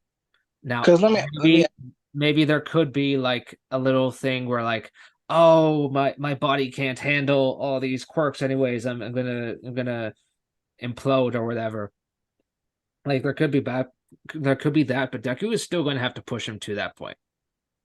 because at the end of the day, but again, he still has regeneration, has insane superior strength. They can't take that away. There's no rehabilitation for him. That's once again. That's why I keep repeating that. It's like, and we're gonna get to another. Also, What's up? I want to point out something. You cannot stop Shigaraki with a quirk erasing bullet. They're in that too. Either. No. I'm saying, like, even if you had a quirk erasing bullet, that does not matter. And do you want to know why we know that doesn't matter? What's up? Isn't his skin stronger or whatever? Even ignoring that, Aizawa's already established that it takes time to spread, 1. 2, we saw him create an extra mouth to puke out poison. So even if you hit him, he's just gonna pull that shit off like it's Play-Doh. Or just karate chop it off like, no. Same way Deku did his arm. Sukuna. He got all the quirks. Same way Deku chopped off his fingers. Like, he's just gonna, no. So, like, It's so funny, man. Like, we thought their fight during PLW was pretty impressive and pretty big, and it was at the time. This is just blown so far past that. It's like there's truly on a whole different level now. oh no, this is truly the largest fight, like the largest scale battle we've had in the entire series. I was wondering how they was going to outdo Gauntlet. Because, like, the fight against AFO at the Manor was probably on par with the fight against Shigaraki. And that fight was way earlier in this. And then even though Chaco's fight, like, that scale technically isn't as big of a deal, but the fact that it was so many twice clones that, and even the new ones were inherently floating, that's still a pretty large scale. This battle, and we already knew it was going to be ridiculous because we saw what Bakugo was doing and the explosions and all that other stuff, and Bakugo breaking his arm to explode off of one's face off. The stakes of this battle is the highest. MHA doesn't have enough stakes. Well, I don't know, dog. Like, do we know Deku's gonna win? Yes. Do we know that he's not gonna cause at least a small eruption against Fuji? Because the thing is that decay isn't the only thing that could possibly cause Fuji to erupt here. Take It, time. it just depends on stakes is subjective to different people. Stakes for like some people is destruction of like environment, some is literal deaths and whatever. Like it's always hard to gauge stakes for each person because it's always so different for Yeah, person to But you, person. but you, who about to I go? Whoever's about to talk about. I think fans are oftentimes in more agreement than they think, and they kind of are just talking over each other and describing things in different ways. Than That's why a lot of the specifications. When we say, I had come to that realization when we talked about the saving thing, and a lot of people was like, okay, what does it mean to save? But after Gran Torino had this conversation, it was a really good thing. But my thing is like Yeah. when we talk about stakes, right? The stakes are at its peak because it's the end of the series. There are no higher series, but in that there's literally nothing you can say. Like there's literally the agreements. There is no room for a discussion on like, oh, this is like this is literally this. It's a fact that these are the highest stakes have been will ever be because you can't literally categorize like, oh, I value this over this. I value that over this. It's fucking everything, nigga. The world, the fucking country, people, the quirks, like everything is on the line right now in one fight. So To it's not like counter that, like I said, it's all subjectivity because for me personally, I don't really feel that much stakes for myself just because it's a final arc, Like, even though it's the buildup of all that, like to me, it's not as like threatening as it's is to because other people, and that's fine. So the conclusion is that Deku inevitably wins, but it's more so how about the execution of how everything is handled. It's primarily Shigaraki's character conclusion is the biggest discussion in the series right now. so what I wanted to build up here though is that if because somebody said it, tectonics. If Deku is blasting Shigaraki with these full power blows, even if he renders him unconscious, even if he kills him, whatever the case, it's likely to cause enough of a disruption where, and it's important because I was just looking into Mount Fuji. I was like, when's the last time that volcano even erupted? And the last proper eruption was in the 1700s. Um, it's currently speculated to be on like a 500-year timer. So we shouldn't expect to be alive the next time it erupts. But people can be wrong. But Mount Fuji is apparently actually two volcanoes. It's like volcanoes inside of volcanoes. So if you go through such a large scale battle where you're effectively just dropping bombs next to Mount Fuji repeatedly, Deku's feat of changing the weather may not be changing the weather how we like think of it, like, oh, he's gonna clear out all this rain and all this. Deku may be using wind pressure to stop a volcanic eruption. And it'll be a battle against the volcano for like the very final sequence post whatever this conflict comes down to. Or the students pull up and they're gonna try to help save the country from Mount Fuji destroying everything. Like you get people like Inasa, whoever, showing back up, and you get a bunch of people stopping Mount Fuji from just wiping out the country. Either way, regardless of what happens to Shigaraki, there's going to be consequences for them fighting at this place. Yeah. So with the Fuji element, what we're really worried about is who is going to be sacrificed or who gets damaged or whatever, or whose career gets cut short, or how bad does this Fuji eruption end up impacting things because it's going to cause problems. I don't see Fuji going untouched through all this, even if it is the symbol. And in some ways, because it's a symbol of Japan, I think it almost has to be damaged in this fight to reflect the fact that they have to rebuild Japan. So that the volcano that is the symbol of the peace and all that other stuff reflects the current broken state and kind of serves as a permanent reminder in the center of the country of where they were, what happened, and why they need to make sure to do better in the future. That seems like I- a really good. as far as Deku needing help, I can see that being a great way to end the series. Like he has his one-on-one with the villain, but to really save Japan, everybody needs to come together. And I think it also brings us back to like, well, how powerful is Deku going to be at the end of all this? Is he going to have all his quirks stolen, or are they going to be back? I will say he can Horikoshi can very easily have it both ways. Like I mentioned this last stream with the Endeavor kind of like vision flash forward, like he sees Deku. So because we've more or less been implicitly promised that Deku is going to retain a quirk of some kind. However, if you'll remember something, Yuichi's quirk melded with the power stalking quirk, but I wonder if maybe it can unmeld with it. Mhm. You could theoretically have all the vestiges get killed off at the end or like just erased and leave Deku with power stalking, and he'd still be as strong as before, minus those extra quirks. Now, Yeah, personally, Bruce did say something about that too. personally, I do prefer he keeps the quirks. But if he's going to lose them and it makes sense for the story, I'm completely fine with that. I just don't want him to end up quirkless because I think that's a pretty boring conclusion for him. I don't think that really makes a whole lot of sense.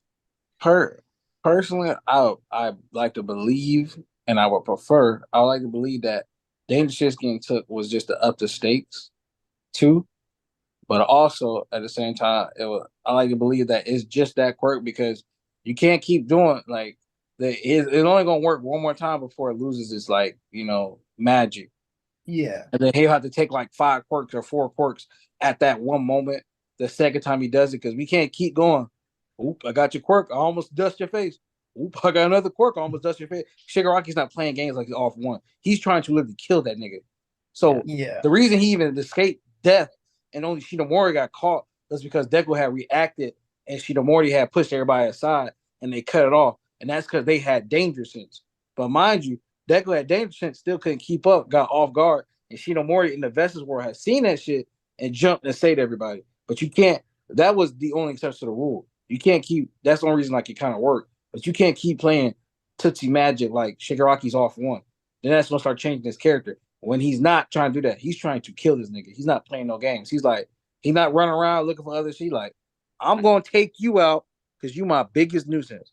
Blast him across the thing, went already to Fuji, decaying the entire thing. He's not wasting a single moment. I know they've been running the jokes up and tired of them looking at each other and playing like Patty footsie and cake. stuff. But patty cake. But I knew that's the exact reason why. Because I knew if you unleash these two and they start mixing and boxing, nobody else can be around in that vicinity, and nobody else can tangle on any scale. So I was like, Yeah. when Especially with the start speed mixing, feat of going from the UA to Mount Fuji, you don't have much characters who can even attempt that. attempt. So it was like I knew when they started getting the mix, I was like, you just keeping them in the back. Obviously, gotta keep them because you got other plot points to close, which is more important. And so you just got to pick and choose your battles and sacrifice that shit right there. But I was like, when they start boxing, it's gonna be a reason why that we had to wait. And as you can see now, this nigga just packed them up across the damn country on the other side of the island, damn near. Oh And wait.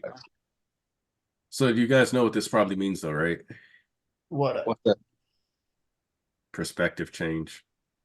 Oh, I already knew that was because Oh, a lot of people forgot about no. Aizawa Kurogiri and President Mike. Yeah. I still remember niggas is somewhere in the tuck. I actually had an idea for Kirigiri is like when Aniki was talking about like the volcano, I was thinking, what if Kirigiri like his warps brings the lava back to like the top of the volcano type shit or something. Oh, that'd be like kind of that. wild. Like a way to like have it drop back on top of it. Yeah. Which, depending on how high it fell from, it would start to dissipate and then just become stone. I mean, they're gonna have to do something because Yeah, I figured Kurogiri's gonna be part of Sero's big moment that Horikoshi mentioned, like using tape to string warps together, like, or like a way to make them all converge so people can get through or something. Yeah, I'm really excited to see how that happens. We know there's going to be at least one more shakeup for this encounter because of how Kurogiri is like, outstanding. Like he's also going his under his identity crisis like Shigaraki did. Um, we technically don't know. Um, like we saw multiple bolts of danger sense. We don't know that all of those are from Deku. So Yeah, so I actually did stumble on a theory that the 5 bolts represent the 5 vestige users besides Nana and Toshinori. oh, could be. I don't necessarily disagree with this. This is what, because like at the very least, if I'm a vestige and Shigaraki's in front of us and he just psychic yeeted one of the other vestiges, I with 100% certainty want him in the dirt. Dead ass. Like, what is there? That's my thing. Like, we not going to be reasoning with, like, that's my thing about Deku's back is quite literally against the wall. Quite literally, figuratively, however we want to put it. But, bro, Dangerous is the only reason we was even, like, barely managing to keep alive. And he still stole that hoe, like, it got us while we had Spidey sense, basically. And now we don't even have that. We're out. We're like still get beat like quirk wise and like power wise. Like he's still above us on that level too. Not super duper great, but it's still like he's stronger than us still. And then he has regen, and I'm running out of breath after one big ass blow that he smacked me back. Now I'm running out of breath, bleeding, leaking. So I'm like, then like he could do all the AOE, keep the decay going, and still fight me. So like you gotta like I said, back against the wall. Do you have little time to prioritize your ego and what you want? Because everybody's in here play the fighting game, right? Yeah. Everybody play a fighting stage game. You know damn well when you fighting somebody and you're trying to just perform like one little, like you already beat their ass, right? The help already down. But you just trying to do one little cool move real quick, get cute with it. They keep mixing your shit and beating your ass, and then eventually you lose the fight. All because you might have been better than them, or whatever the case may be, but you kept trying to focus on doing like one little thing, this one little cute thing where you could just beat them, you could just punch them, whatever, but you want to be all special, want to be all cute, prioritize your ego, think you fire, whatever the case may be, or you just wanted to do this shit real quick. We don't have the leisure for that. We don't. There is no leisure. There is no. Like, bro, You don't have that. He already touched the ground. Decay is spreading everywhere around him. He can shoot it, do whatever he want. He's stronger than you, stole danger sense. You already weakened. Like, ain't no time to be like, I'm not saying like, I'm like, that's what I'm saying. He has to come to the hard conclusion. And this is what I'm going to love the struggle. Like, you have to accept reality. Sometimes you don't get what you want because I spoke this. This is my deal. That nigga not going to change. You can preach. But at the end of the day, you can believe you're right and into them two coming to a mutual respect. I see that time and time again between villains and heroes or antagonists and protagonists. You can come to a great conclusion and them acknowledging each other at the same time. Yeah. And being like, look, well, listen, I couldn't say this one. And him Deku losing that and having to realize like I couldn't save him is an even greater not only justice to Shigaraki too, but to Deku as a character because it's like, listen, society got this fucked up because we did this, and this is why I had to do this. So you part of him becoming great here, like I had to make this sacrifice and face reality. But you know what? This you drive me even harder to actually really like we really have to change the world because this is what happens. Because they still got Quirk, Singularity, and other shit. So you got more stars and other characters like that. Endeavor level motherfuckers on the way in like 10 years. It's already shit. The kids when I got down remedial course like high key training like Shoto did, but minus the beating. They could beat him too. That probably push him a little harder. Y'all ain't hear me say that. But with that too, shit, about 10 years, 15 years, they could be up there past Shoto with A gear. With the right training, or like just some of these kids, like the Singularity shit, they got is crazy. Black Horse, Bullet Bill, shit, them niggas is dangerous. If they wanted to go around and start a terrorist group, they could. And be caused like multiple cities to fall before they were either stopped or put down, type thing. So like that, coming to his realization and not have to make that sacrifice, because you're gonna have to sacrifice something, bro. Like I said, just a few punches is just comes with the territory of being a hero. That's nothing special. Everybody finna take an L, a punch in the face, a hit, a kick, blah blah blah.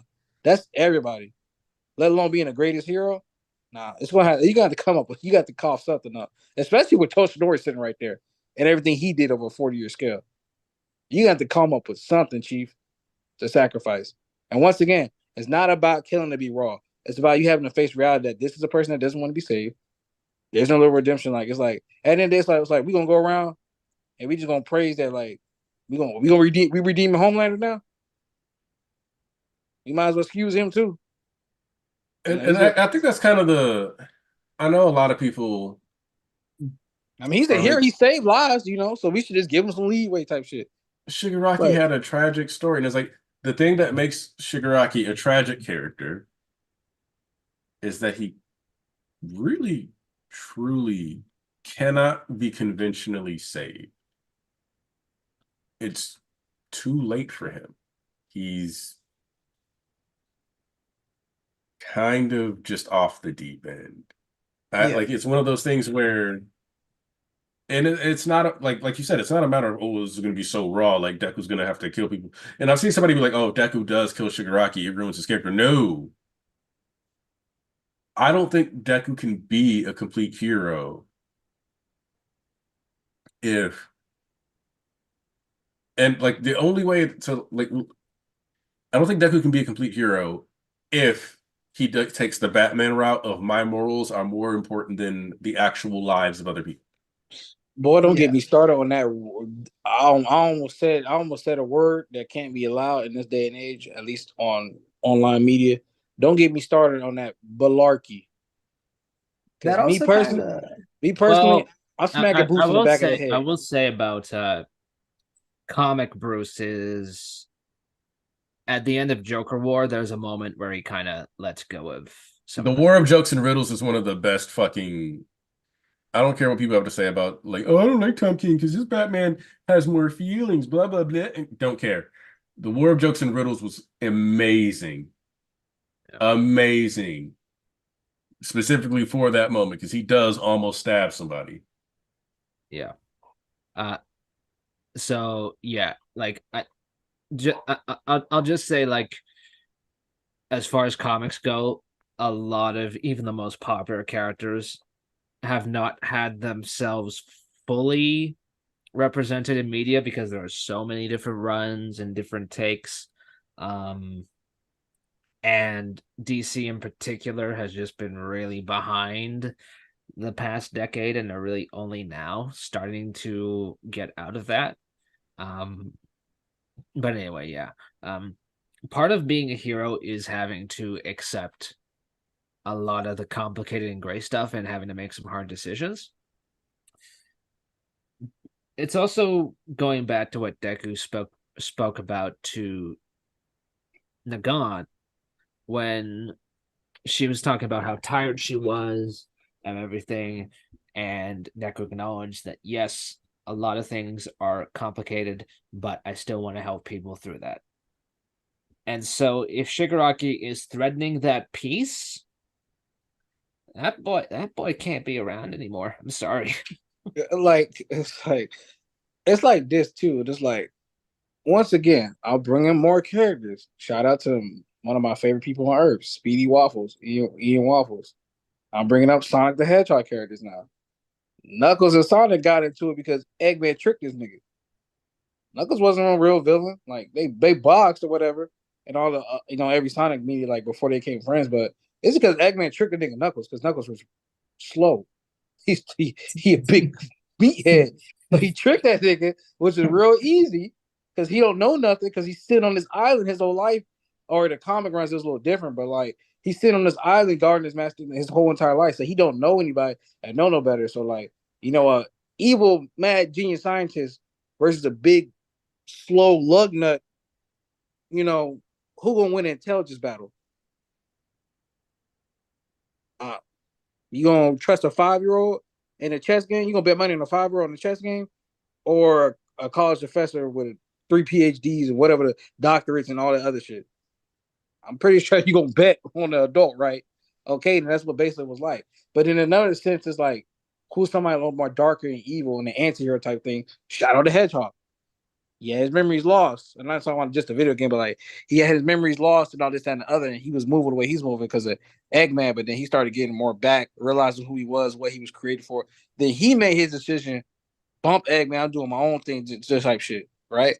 Yeah. Even I see even Saint say Omega, I forgot my Prince character name, but like he did that shit too. It was like he came up with change of heart and like realized like, yo, I'm not fucking with the Dark King, all this other stuff. And it's like I said, had you been setting that actually up for that actually to be some type of like true good in Shigaraki's heart way back when, maybe you could have like had that a little bit more. Like you did it with Toga twice, but they still stood on their business. But Toga came to a conclusion where Ochiko's like, you gave me what I wanted to hear. Like I could have ran away, but I just sacrificed my life for you because they had that love and that other thing they had. It's so beautiful. But it's like, yeah, but that's been set up, and she still stood on her business at the end of the day. It was still for the league. But it's like you can also set up like a redemption for certain characters, but they don't have to be redeemed. Look at Dobby. Like it was clear that they wanted to try and save him, but yeah, they kept him alive, but he still doesn't forgive them and everything. That nigga's basically a corpse. He about to Exactly brittle away. Like he is done for. They don't put that nigga on ice. So, you move that body, he's gone. Toya's a step breeze away from being scattered into the wind. I think people ignore is weird. The best you're getting out of this, like what you're getting out of this series, is a Pyrrhic victory. You're not gonna get some, man, they went through so many struggles and then they came together and now everybody. No, that's not what's happening. Which is funny. It's not what's set up. Yeah, and it doesn't work. If you go to your average anime cloud account and you ask them, what do you think the ending of My Hero Academia is going to be? And they would probably respond with like with what you were describing. Because like Toga, a 17, maybe 18-year-old at the end of the series, is going to realistically die giving a blood transfusion. And even if she isn't saved, even if she doesn't die, she would still be stuck in prison or forever on the run. Yeah. That's not a happy ending. For me, for her character. Yeah, I know you don't like. I know you don't like Toga. I know. This is why I say that the end of MHA is probably going to strike more of a synthesis rather than a more simple. I mean, there will be victory for the heroes, but like it's not like the villain's impact on the story or on society is for nothing either. So, like, let's look at Dobby. Let's say he doesn't die here. Let's say he doesn't die at the end of this fight because. MHA doesn't have the strength to kill it off, right? Let's just say Dobby live. All right, so first off, we've seen some decent prosthetics in MHA. Have we seen any replacement noses? They need to get that shit. Hell no. Have we seen replacement eyes? No. Ears? No. Jaws? I think we've seen Jaws. No. Shit, Ujiko and that's it. That's the only person. Nobody else could do that. Also, due to the amount of damage to Dobby's nervous system, connecting a prosthetic limb to him probably isn't going to work because he's not going to be able to send the electrochemical signals. So, at best, you have Dobby looking like the mother-daughter duo in that SpongeBob episode where that Patrick and SpongeBob took on a date after selling all the chocolate. Hell no. Yes. Is that even what you want for Dobby? Yes. Like if you would just Yes, please. I'm unfamiliar with this episode, so I don't really know what I should be picturing. It's the chocolate episode. Is there another answer? I'm sorry. I see Dobby dying in the hospital surrounded by family, honestly. But my point is just do it here. What's the point of taking a sticker to the hospital if he go die? Everybody's right here. So us going all the way to the hospital, well, we know we can't save this thing. A little ridiculous. It's like everyone's covering up the bruises and just going to see him one last time when everything's great. It's just like that nigga's already. You might as well just kill that man right here, right now, because he ain't gonna be no on my way to the hospital. I realized My family, y'all was always here. No, that nigga dead. That nigga. I love how he still stood on his business at the end because it's not like it's like you niggas want to come around now after everything and try to make up and be like, woo, woo, woo, woo, woo, woo. We here for you, bro. Don't worry, you can't Here, I dropped the stop link us, to man. the Nigga, what? Reddit thread that has a picture of the old lady for you, Joseph. It's in the stream Okay. chat. I'm Like, boy, if you don't get the hell out of my face, come on back and talking about some. We here now, Toya. Toya, stop. We looking at you. We got you, boy. If you don't get the hell out of my Oh, face, that. Okay. I didn't realize. Hey, thank you, Tanisha. I was just about to bring that up too. That nigga should have been dead. Remember, Uchiko said he shouldn't even live 6 months. look, he was living that Kagurabachi life. He Bro, woke up what? every day with fresh hate. Well, yeah, he woke up with fresh hatred. So you mean that's what I'm saying? Like a lot of things, like after that, there was literally no going back for Dobby. It was like, bro was alive off of hatred alone. That's literally why he's alive. He's literally alive based on fucking just seething hatred. Like there ain't no turning back. Ain't no fucking Spinner's conversation. brain is now cooked. Yeah, that's done for. Like I feel like compressed. I feel like when they get all the destruction and everything, I feel like compressed gonna slide out somehow. And that's the crazy part, just right? see Is that compressed slide out like somehow. Compress is the only like Love member who's getting an ending, and his ending is either being in prison or managing to sneak out. I feel like I feel like Spitter going to prison because his brain is mush. But Sugar the LOV trio or Origin trio, they all dead. Spinner's brain is mush, and they already got that nigga in the hospital. I feel like compressed. I feel like all the shaking and Japan, all the chaos and destruction, that nigga just gonna slide out. And here's the thing: is that in most stories, you got to scale the ending with the character's like role, right? And the protagonist is usually like it's very rare where somebody's like, yeah, no, that person had a better ending for them than the protagonist. Like Shikamaru's the GOAT. Well, I guess he did end up Hokage too, but most people don't look at the end of Naruto and be like, Shikamaru got a better ending than Naruto. Like, it's like he's happier than Naruto, guaranteed, blah, blah, blah. Like, they will say that he got a better wife. Both of them married a princess. Sorry, both married princesses. You can't say that. Naruto ends up, well, like I said, okay, yeah, Shikamaru ends up Hokage currently in Boruto, but like, oh, I guess spoilers. If you care about Boruto spoilers, Oh boy, you gotta Shikamaru is get the us, bro. current They about to Hokage. get us. Bro, Boruto spoilers would be a mercy. I'm on chapter 1, man. Oh, I'm strong at the end. He said 100. Don't listen to him, y'all. but my point is more of that like secondary characters don't get like happier or more successful endings than the protagonist. So when you look at the league,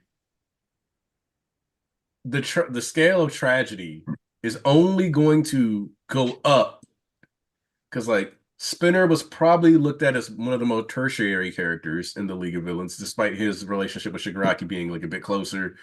The Usopp to his Luffy, if you will. So Spinner doesn't die, but his brain is mush. Now Toga is the main girl. So she gets to die because she's way more important. And she's more connected, so there's her tragedy. Dabi is, for all intents and purposes, the League of Villains deuteragonist. Yep. So if you look at like Bakugo, also worth noting that both Bakugo and Dabi severely damaged their right arms. But both of them go out before the final battle, doing what they can. Bakugo is laying on the ground, passing out, leaving the job up to Deku. Dabi's laid out, passed out, suffering some delusions, partially filled with hate, partially like you could tell his brain was all over the place because he was part of him was like, yeah, man, like shit, if you guys would have just been willing to pay attention to me, but like fuck everybody, like all over the place. What makes you think that like if Deku's finishing the series is like the number one hero, that Shigaraki gets to like, oh, but like he's gonna I get to okay. be a teacher. Ooh. Type shit like that's what Like, I'm saying. bro, what, no. whatever the scale of success that Deku is going to be walking away with, you have to realize it's the level of failure or punishment that Shigaraki is walking away with. And that's a life for a life, in a sense. You had to give your life code. You had to take a life and give up your life code. To take my life, you have to give your code type shit. Like, I mean, I read his code like he Batman or some shit, but you know. in the words of Professor Trelawney, neither can live while the other survives. Oh. Yeah, so let's see, like, and another thing, like, let's talk about, so we talk about terrorists and niggas like that, right? Yeah. Mhm. So, so there's a terrorist I know named Coyote, none stuff like that. But nah, all jokes aside, let's talk about one of the biggest terrorists known to man, but has his heart in the right place, depending on what comic run or whatever you're looking at. The best friend of the one and only Charles Xavier, Magneto. Eric, what's that nigga last name? Mueller? What's Magneto last name? I don't know, one of y'all niggas know. Eric, what? I'm not sure. I'm gonna AFK for a bit, but I'll be right back. Eisenhower. And in a sense, like, well, Magneto, he a terrorist, but he got right reasons for doing what he doing, type shit. Like, he like, I Yeah. want to rebuild. He got Genosha. I don't rebuild for my mutants, and I just want the best for them. But mutants are being prosecuted and coming after and all. They always coming after them and stuff like that. And Lynchar. So they always coming after them, this and another. So like at the same time, it's like we be saving y'all doing good, minding our business, but we be getting attacked with some racist ass shit, type shit. So it's like, to an extent, yeah, but he a radicalist, rised up, but he was doing what he was for his people, and he got a little twisted down the line with that shit, type shit. Yeah. But in a sense, like, that's not where Shigaraki at. He's just doing this shit to destroy everything. And he was like, you know what? He meant what he said at the beginning of NBA. I'm gonna destroy all this shit and look on Horizon. And then the only thing that was left was like, oh, I mean, my allies, y'all cool, my friends, my gang, what y'all want, that's the exception. Everything else gotta go though. That's it. It was only, there was no type shit like, like, oh, the greater world, this is for the betterment of everything. Then no, he's on a separate path. He's like, I'm just gonna destroy all this shit, ride through the cosmos. No, like there's no like the only thing he cared about is like even like remotely human and that's like good and sweet is that he has a bond with his fucking allies. And at the same time, it's like Aniki said. It's like that nigga was like, he trying to basically destroy everything. Like everything. He was Aaron before Aaron was Aaron. That's funny. Shit, even and this might open up a can of worms. Even with AOT, Aaron was doing what the hell he was doing. At least he had like rhymes and reasons for it, for the betterment and his sacrifice, X, Y, Z, all the other shit. I don't know how y'all feel about it, the series and all this and other, but it's like yeah. But at the same time, it's like Shigaraki ain't doing that for no greater purpose, no cause. Yeah. It's not some Shigaraki twisted thing. personally It's just don't like care. I just want to destroy all the shit. You That's don't it. care, man. Like he hasn't talked about doing anything after. The only people that have are his allies. Shit, like with, and that was mainly like Spinner. Spinner, Compressed. Toga said she just wanted to love.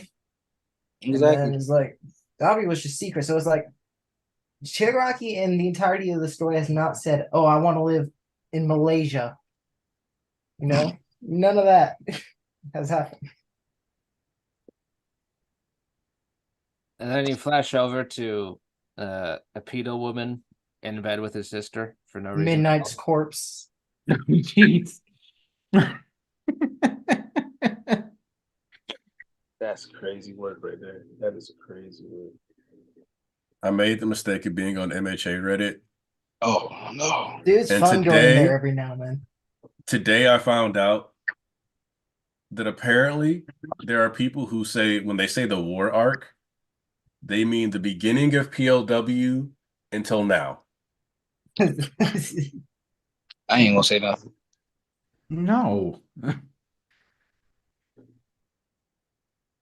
I think it's technically one big war when you look at it, but it's still broken up into very distinct arcs. Like, sorry, the Deku Black arc isn't in. Like, that's That's a mini arc. Star and Stripe. yeah, because they were saying like, oh, random characters are introduced in the war arc, and everybody's like, people are like, what the fuck do you mean random characters introduced in the PLW arc? What are you talking about? There were I remember a couple users on there, and they could get very. They would shift goalposts a lot when like you ask them stuff. There's Me. one user in particular. I don't even want to mention his name because I think that's more. I want to get into it, but anyways, like okay, I would disagree with the wiki ordering like the final war arc to be like start of chapter 243. I'd argue the final arc starts right after Star and Stripe, so that would be chapter 235, 236. You get a little preamble and then you launch into the final battle. I'd say that's the overall final arc. Well, I don't So- remember that much to really say. my thing is that MHA is very clearly divided into 3 sagas. Beginning of the series until the end of Camino, provisional license until the end of PLW. If you want to take it a step further, you could say until like 3 or 4. But there's clear cut 3 different sagas that have different stories to culminate and tell. So, like the first saga is about, it's basically about dick sucking All Might while also setting up the current generation. Like that, it's about giving All Might one last blowjob before the Viagra stops working. And boom, that's Camino. That final nut. That 'Cause is they a didn't mention it, but- crazy. That's a crazy. That is the most bonkers analogy I have ever heard. Hey, But you will it's never not forget wrong. it. It's not wrong. You will never forget it. Maybe we should do that for One Piece comparisons. Whitebeard during during Marineford. It's one last climax, buddy. The One Piece is real. Now, the second saga is about the villains winning. It's the rise of the villain saga. It's the villains thinking they're going to get effectively getting everything they want, while also having to deal with the cost of what they fought for. In addition to that, it's the heroes finding out how underprepared they were, the society coming to grips with how delusional many of them actually were. And that's why you have like the emphasis of overhaul. Like the villain stories get cranked up substantially in Act 2 of MHA. You got Yoroi Musha, who like people were like, "Oh, what's he gonna do?" Is like, well, nothing. Be a fraud because he's a fucking bum. Like, he was like he was sticking around for the paycheck. That was it. Listen, man, I respect the hustle now. I've seen it all. I respect the hustle. And so you have that whole journey. You have the League of Villains getting stronger, and then you have the League of Villains failing in their own way because they like get splintered apart and lose members, or they lose Toga gets lost for a while. But there's like that whole sense of loss. And the only person who really gets to win at the end of that arc, especially if you decide to include the Tartarus escapees portion, is All for One. He's the biggest winner of it all. His main body gets out of prison. He gets to take over Shigaraki's body. Society's completely destabilized. You can't catch a flight to get out after a while. If you're out here living in the middle of nowhere just to have half bird, half fucking human people land in your house and steal your quirk. Because let's be real here. Melvin killed those people. He landed in their house like, oh, I'll just get rid of New Order. it disappeared and he murdered them. Still Like, annoyed about that. I wanted my goat Kashi to live. but like Mhm. you have all that. So then this is like, all right, we're building towards the final confrontation, and Deku has to become the greatest hero here. And he expands to say, like, we're the greatest heroes. We're the ones who fight. Because I mean, Bakugo did finish off All for One. And while it wasn't the OP version that, or I shouldn't say it wasn't the OP version, it wasn't as OP as the version that Endeavor and Hawks and all them were fighting. He was still pretty strong. So this is the story of how evil is defeated in this section. And I think that's okay. Like, I think it's okay. Like, I think people want this to be like they want Shigaraki to get that last hurrah, and he's getting that last hurrah because All for One spent over a century trying to take One for All. Shigaraki did it in reality less than 24 hours of activity with All for One. Because he woke up with the quirk, got immediately jumped, probably spent like an hour fighting, getting lit on fire, and a bunch of other shit. Ran home, got his body taken over, got back active, and snatched Deku's chain. There's a chance that in 2 hours of activity,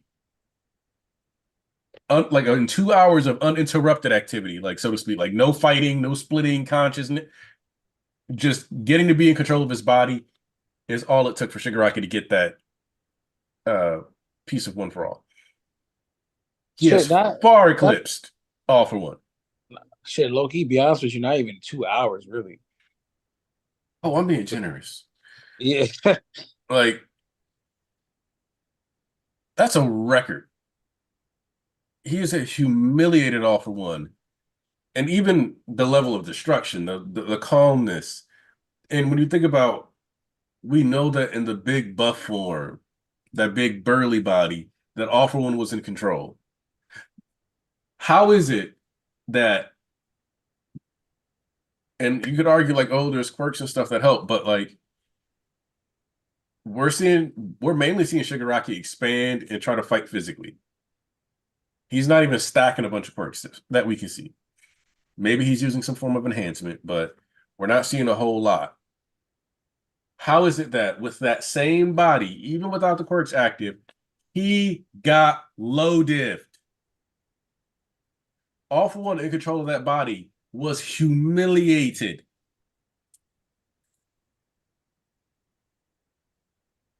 Shigaraki is just better.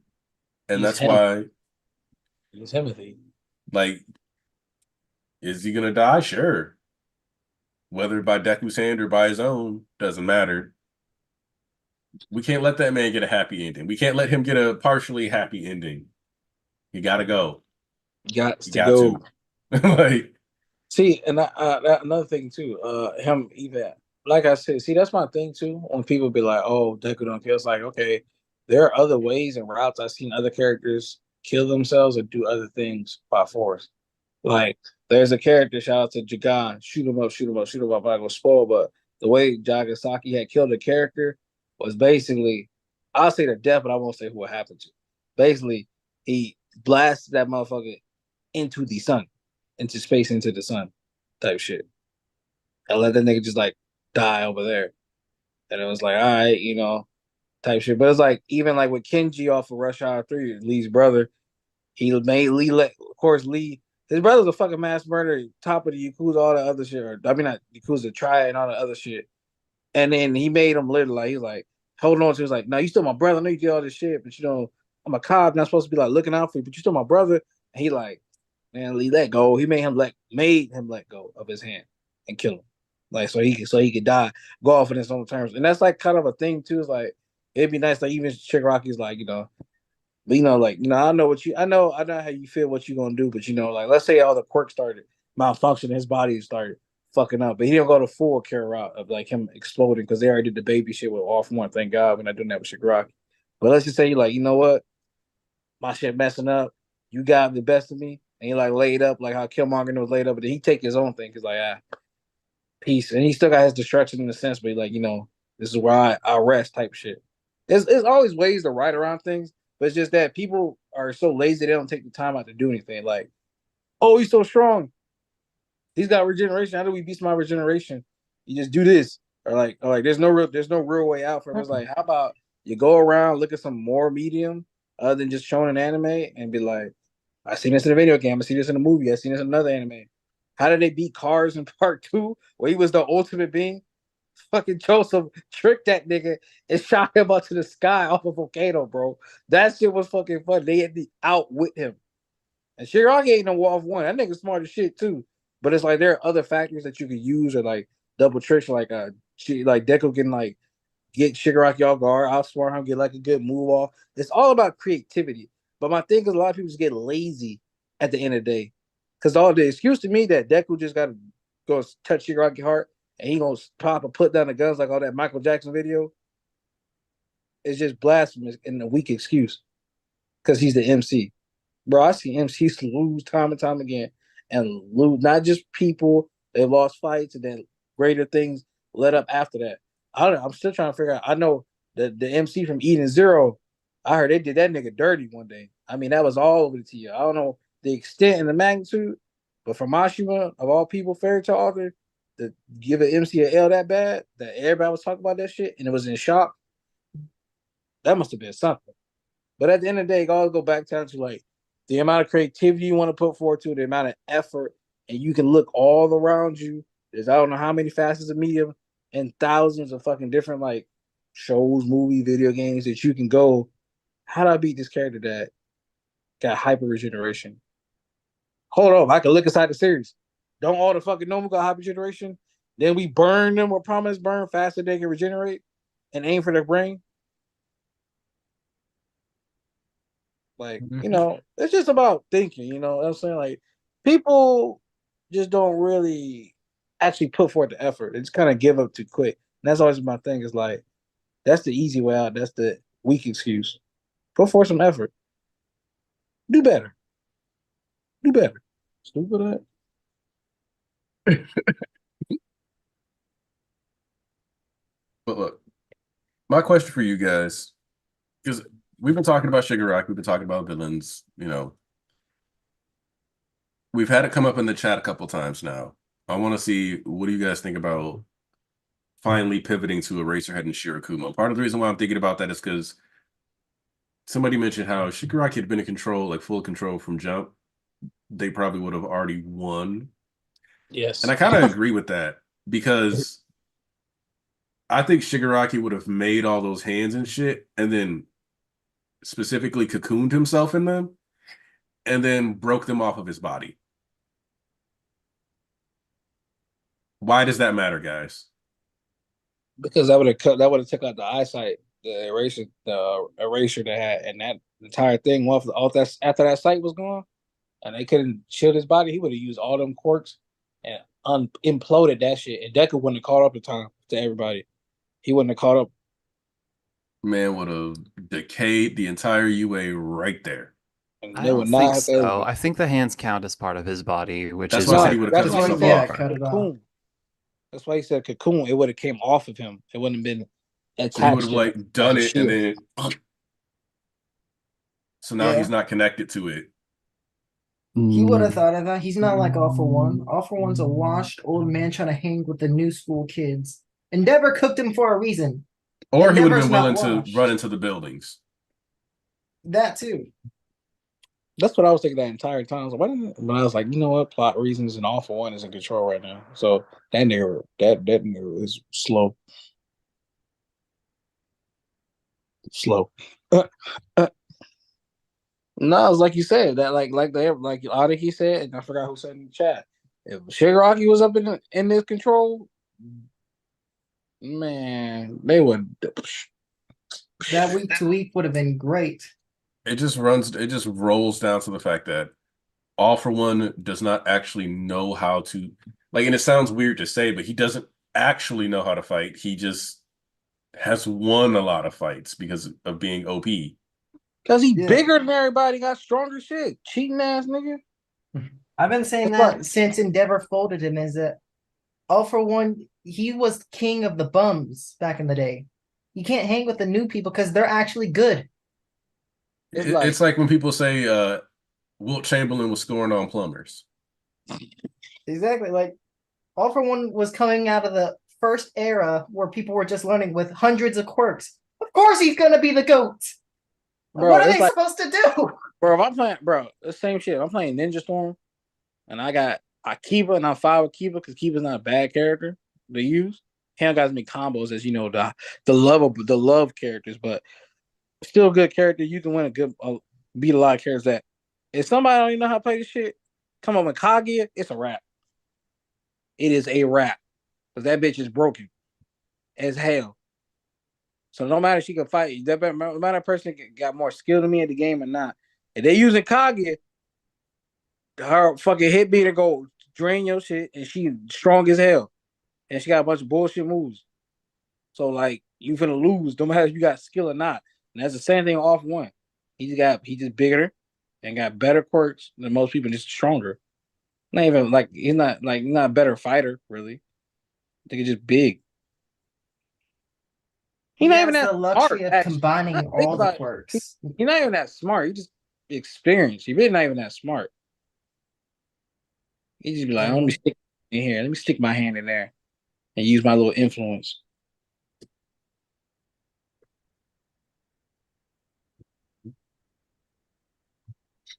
Yeah, Spectre, you go around and fight the mountain. That's what that nigga was built like compared to everybody else. But yeah, do you believe that this is the point where we try to get Kurogiri back into the stuff? Because what I don't want, I'm fine with Kurogiri coming into play. I'm fine with, Spinner, whatever, other characters coming back into play. What I don't want is for us to get a flashback at the end of Deku vs. Shigaraki, though, to explain the moves that other people have made. Yeah. Like, could it be written well? Sure. But it's automatically going to lose points for being a flashback, I think. Yeah. Because it's just going to come weird and it's going to, like, as much as perspective shifts can mess up pacing for people, if we look at, and let me make sure I'm remembering this right, just because I don't want to talk out of my ass. But if we look at the last 3 chapters, let's see, 409, I believe this is what I think it is. It works. Okay, yeah. So 409 is All for One's, or you got starts off with Bakugo, got Blow the Hell Up. Yep. All right, so that's Bakugo's Barrage. So we can do this one of two ways. We could have Bakugo's Barrage, because then the chapter after that is the fall of All for One midway through a chapter, which I still think is a beautiful artistic decision, and I don't want that changed.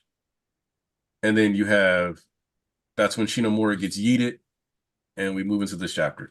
If this is the end of an episode, like this chapter, like the final part of this chapter is the end of an episode, it's actually a perfect segue.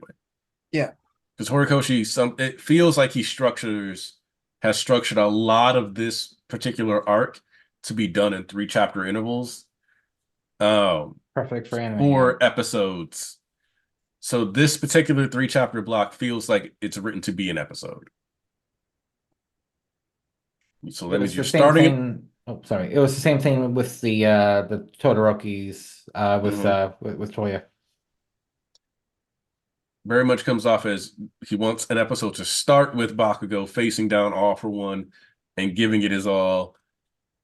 Have it that midway point be the defeat of All for One, and then start that big battle, and then we cut away.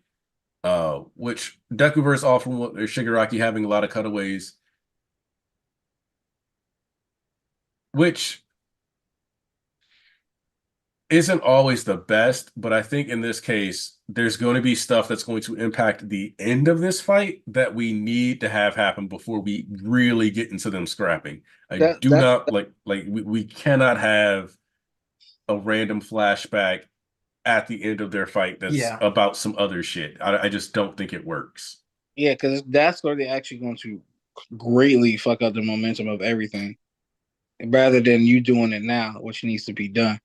Which I say after this chapter, take a beat on it, or you start it up or you just cut away. You start up or cut away, whichever one you prefer. You want to do. But let's go ahead and get this now because this altercation needs to be 10 chapters minimum. All right, this is 10 chapters minimum. This is the final fight. It's the biggest fight of the entire series. Shigaraki has been hold to the high heavens and put on ice for the longest time. All for one half screen time and runtime to him in the final arc, and Shigaraki is the final villain. So this fight needs at least be a minimum of 10 chapters. Okay. But besides that, it's best to go ahead and work that out now. Because I like to work out all that stuff now. Because Sarah gotta get a chapter or two. And then you gotta go handle what you're gonna handle with Aizawa, Shirokuma, and all them. So do all of those bleeding to each other immediately or what? Are they together? Whatever you gotta do that now. Do not bring the shit in the middle, the highest peak of them. Shiraki and Deku going back and forth, or at the end. That is not the move you want to make. Go ahead and do it now. Please. Because, yeah, it's not going to work later on. It's going to be a really bad decision. That's really going to kill all the momentum for everything. I think we're getting close to a good wrap-up point. I feel like we gotten a lot of our thoughts out. I just read the chapter. Oh, what up, Squid? No, Yeah. this This time I actually made it here. I really gotta start putting an alarm or something. Okay.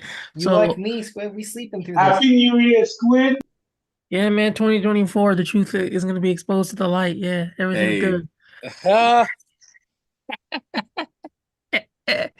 Yeah, but so Get William already started it. yeah, so that's the way we starting it. Yeah, we only speaking truth from now on, never capping. So I read the chapter, right? And I don't have like a lot of thoughts, but one thing that immediately came to mind is in real life, I feel Danger Sense is like super unreliable because, you know, in the deck, when Deku was going through his whole, you know, he like not trusting, people to also be able to protect themselves when he was, mad gloomy and all that. Tokoyami threw this man into a whole building. And Danger Sense was like, nah, that's not, nah, there was no malicious intent behind that. That's crazy to me. So, yeah, I don't know how useful that quirk is gonna be because I don't feel like Deku is gonna be, having malicious intent. So is Shigaraki even gonna get use out of that quirk? I don't know. But this thing is mad unreliable. That's all I'm thinking right now. Yeah, I mean, I think most people here think that Danger Sense is not gonna work because Deku's mentality like Toga did. So what I think will be funny is that Like, I'm sorry, if you could get thrown into a building and not get that thing to activate, that thing is useless. Throw it away. I specifically want N to be grabbed because it's the least important quirk. But what I want to see after that is if we see the number of lightning bolts decrease. Because if we do, which it would be sad to see Deku lose Black Whip. It would be sad to see him lose Fajin and Gear Shift. In fact, actually, I don't think Deku can lose Gear Shift. Yeah, he needs some of the good quirks. Because if Deku loses Gear Shift and it still does for Shigaraki what it does for him, there is no way for Deku to win. That's why I Gear said Shift's like the LeBron of that team. You can't take him out. That's why I said like the only quirk, besides the whole, it's gonna lose its magic if we keep tapping and playing around, taking quirks. Wait, boy, only other quirk you could take is float. Not even float and smoke, man. No, because if we take Gear Shift, oh hell no. If we take float, I only look. Unfortunately for N, it's not that I want N's downfall. It's that N is the most expendable member of the team. No, it's fair. Well, we all pray on that it. I'm actively praying for this man's downfall. Yeah, because I want you to think about this for a second. Hey, damn. In this entire fight, we've seen Deku use smoke screen once. And it was against Melvin, or it was against All For One in Control, against the Hulk body. That man's quirk serves no purpose in this battle. It's a scrub quirk. It's as sorry as the Pistons in 2023. There's a reason he was cut in half. The quirk is certified doo-doo. The quirk is certified doo-doo. I repeat, doo-doo. There is no value in having that quirk for this final battle, and therefore I believe that it would be best served if that is the one that was taken. Also, right now, all he's going to do is add panic and distraction, effectively making it harder for Deku to concentrate on the ass whooping that needs to be delivered. Therefore, I vote we remove N off One for All Island. Thank you. We got to treat this like Survivor. Someone getting kicked off. Bro, I love Survivor. I can't wait for the new season. So, I mean, it's either that or float. And, you know, not a too fine to lose. So it's N that got to go. Okay? If we're being honest. I also want to assert that will be if exposed to the float light. is taken, it needs to be the last one that gets taken. There should be no quirks taken after it, due to the Pretty fact that I do believe that Nana Shimura, as his grandmother, will be able to have some conversations with Shigaraki in the space. One of the things that I feel like we haven't touched on is how this canonizes that the psychic ghosts that we see above his head actually are visible to other people who can access the vestige realm, which was a pretty cool detail, I'm not gonna lie.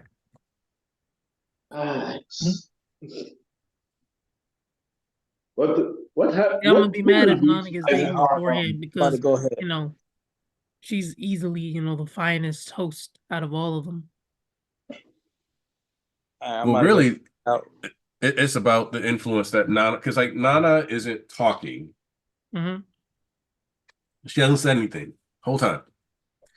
Sorry to interrupt, guys. I'm gonna dip, but it was a pleasure to be here, and thank you for having me as always. Hey, I was glad to have you on, Seth. Yeah. Make sure you get that thread done so I can retweet it.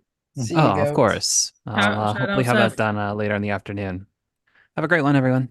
You Yeah, too, no goat. problem. See you later, bro. Spectral, I resent that slander comment.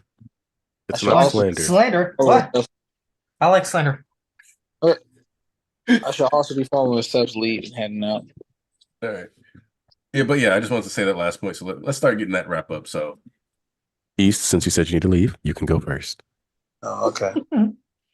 Once again, to let y'all know, Squid was on the list, so he canceled, and you'll never see that nigga. Nope, that's not true.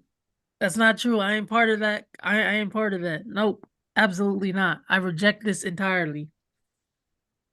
What list you talking about? I'm talking about Cat Williams' hit list. Oh, Is there another list you talking about?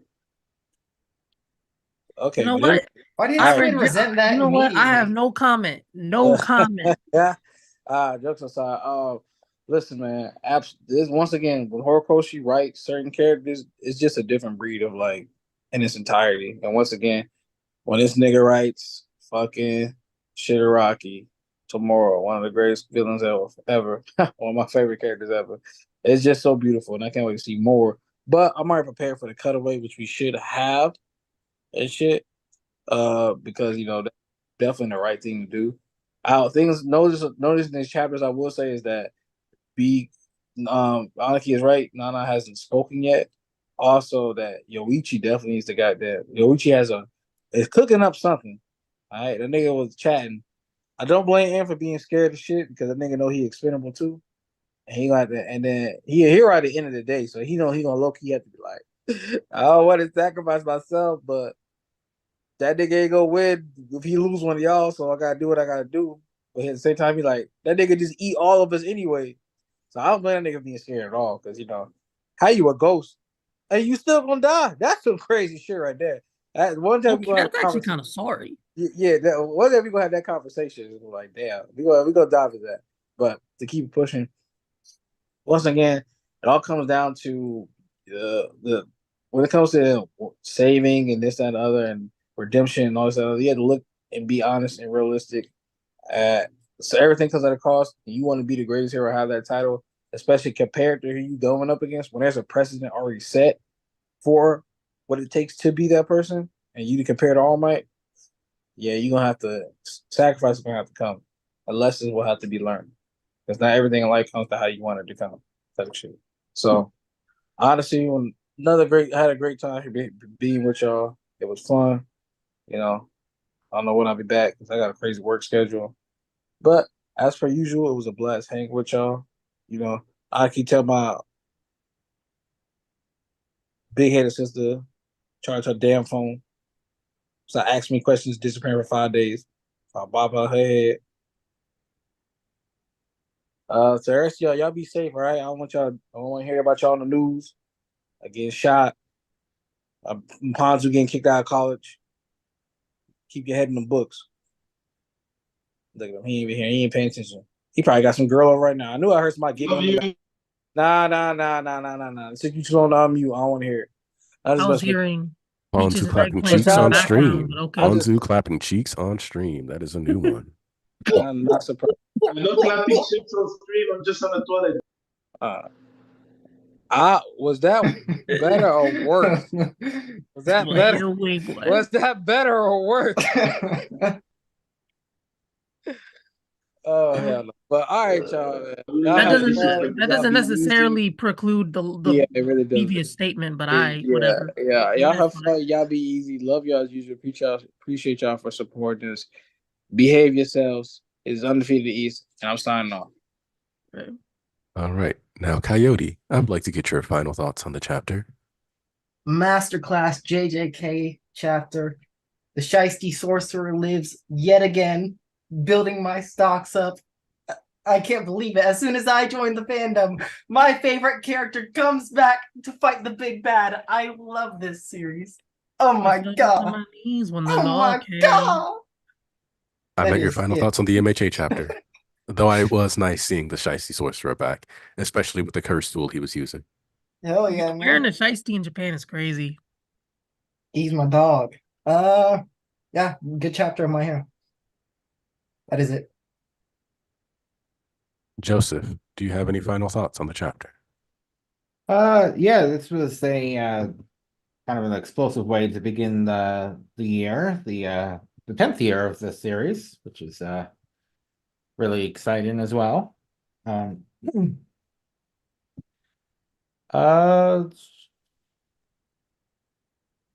yeah, I mean, I don't really have a whole lot to say. I mean, That's if you okay. follow me on Twitter, I started a media thread so that just see if I keep up with it this year. Yeah, I don't really have a whole lot, and gotta say the ASMR thing is really working out for you. Thank you. Bonzu, if we will not be subjected to the thunderous clap of your ass cheeks as you pass wind. Bro, from you your want him to bowels. talk while shitting? What are you? Do you have any final A thoughts on the chapter? multitasker. Oh, okay. You're a fiend. So after this first stream of the year, hearing me going straight from the toilet, guys, I got to tell to you, I'm happy to be part of this family, of this group of friends talking about MHA for almost, for me, it's like 3 years almost, 3 years almost I'm here talking to you guys. Yeah, thank you for being there for me, for accepting me between y'all. I'm missing some people too, like say yes, BG and stuff that which is too. I'm really happy to be part of this group. And yeah, this chapter was fucking great. Um, it's a chapter that made me scream, shot a lot of pages again, so I could draw this for myself, train for my own art. So yeah, if you're part of the Discord too, shut up there. We can talk about art, storytelling, and stuff. You know that. And you know what? Teku is doing his stuff. And we're gonna see next chapter what's gonna be. I really want him to kill Shigaraki because killing is a way of saving. And I think right now it's what we need in the story to acknowledge all the saving choice options too, because I would love to be that Shigaraki is respect as a villain, that he get it to the till the end, that he don't get saved.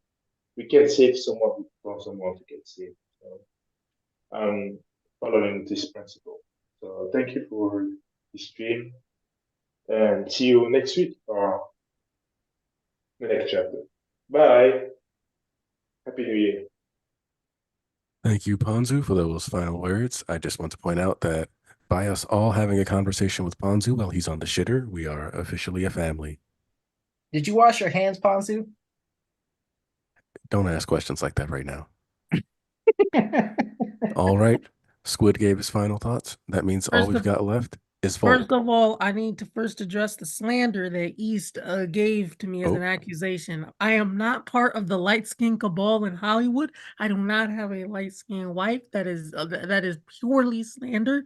Number one. Yeah, Okay. you can't get a girl in the first place, so that was obvious. No cooking each other. That is unnecessary. Nobody ordered calamari. Wow, that's crazy. So see, you see the hatred against aquatic creatures. MLK didn't die for this, but okay. But the point is that so now I gotta give my opinion on the My Hero chapter. It was good.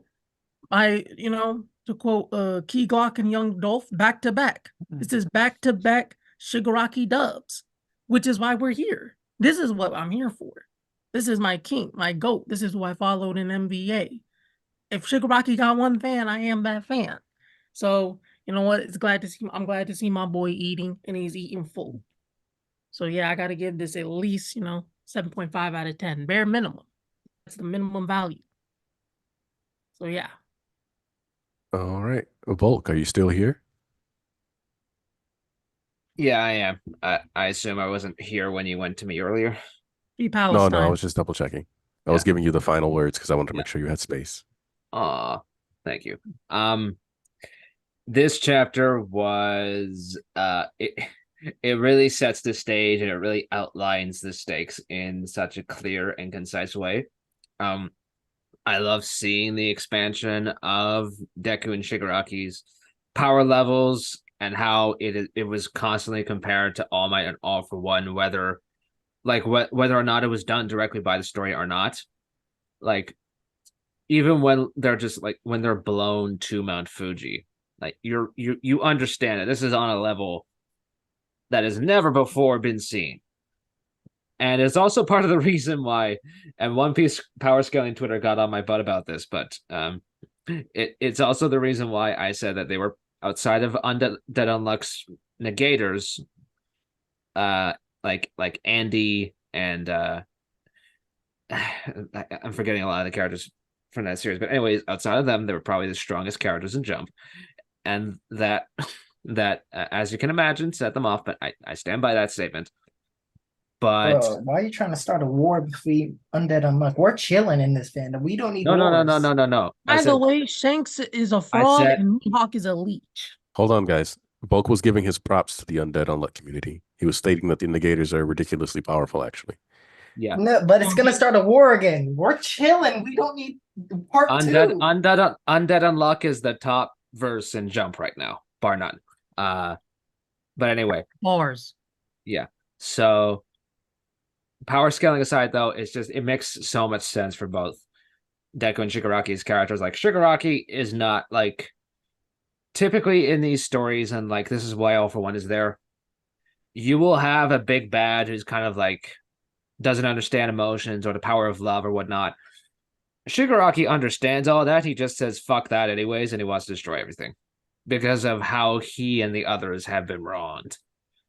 So it's a bit more of a complicated situation and a bit more of a complicated solution, therefore, that we're heading towards. And Deku as well, like, just he's on the ropes, like and I saw people complaining about him having his quirks taken away, but the thing is, like, he's got that Spider-Man thing to him. It's like you gotta keep grinding him into the dirt to make sure that when he rises back up, he's back on top again, and he really earns it. So that's why his quirks is susceptible to being taken.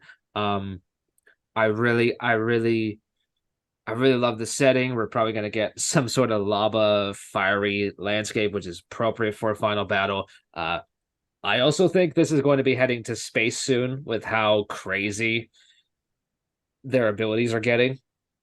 And if you've read Akira, there are a couple parts that take place in space. And I presume that's going to be a similar case here, since it takes a lot of inspiration from that. But when the chips are down, even when his own vestiges like Ed are just like absolutely terrified what's going to happen. When the chips are down, Deku realizes this is the ultimate moment where it's either, if he doesn't beat Shigaraki, then everybody's done for. He assembles that grit, and he thinks back to that conversation with Ochako. She set him on the right path. She's always been recorrecting him. And here, when he thinks of her, he resteadies himself again, and he smiles, just like All Might and Kamino. All Might was protecting that one woman. Deku's protecting all of Japan and the world. It's fundamentally the same thing in the end, what a hero does, no matter the scale. And the fact that he is willing to take that on when the stakes have never been higher. This is the most critical moment in human history as far as MHA goes. Like, if Deku does not stop Shigaraki here, then the entire human race is done. He is at the center of that. Which is exactly why when he triumphs, he is going to be earning that title of greatest hero ever. Because he stood for a very key moment and bolstered everybody else to fight in this very key battle and war, and ended up changing things. I have just loved this final arc, start to finish, and I'm seeing people like kind of binge through it, as well, and they were like, "Damn, this is actually really heat." When you're not waiting weekly, and it's just, it's so satisfying. 2024 is MHA's year. I agree. We're coming for that crown, baby. Can't be, man. Dragon Ball fans, we're coming for that. We're back, baby. We're finally back.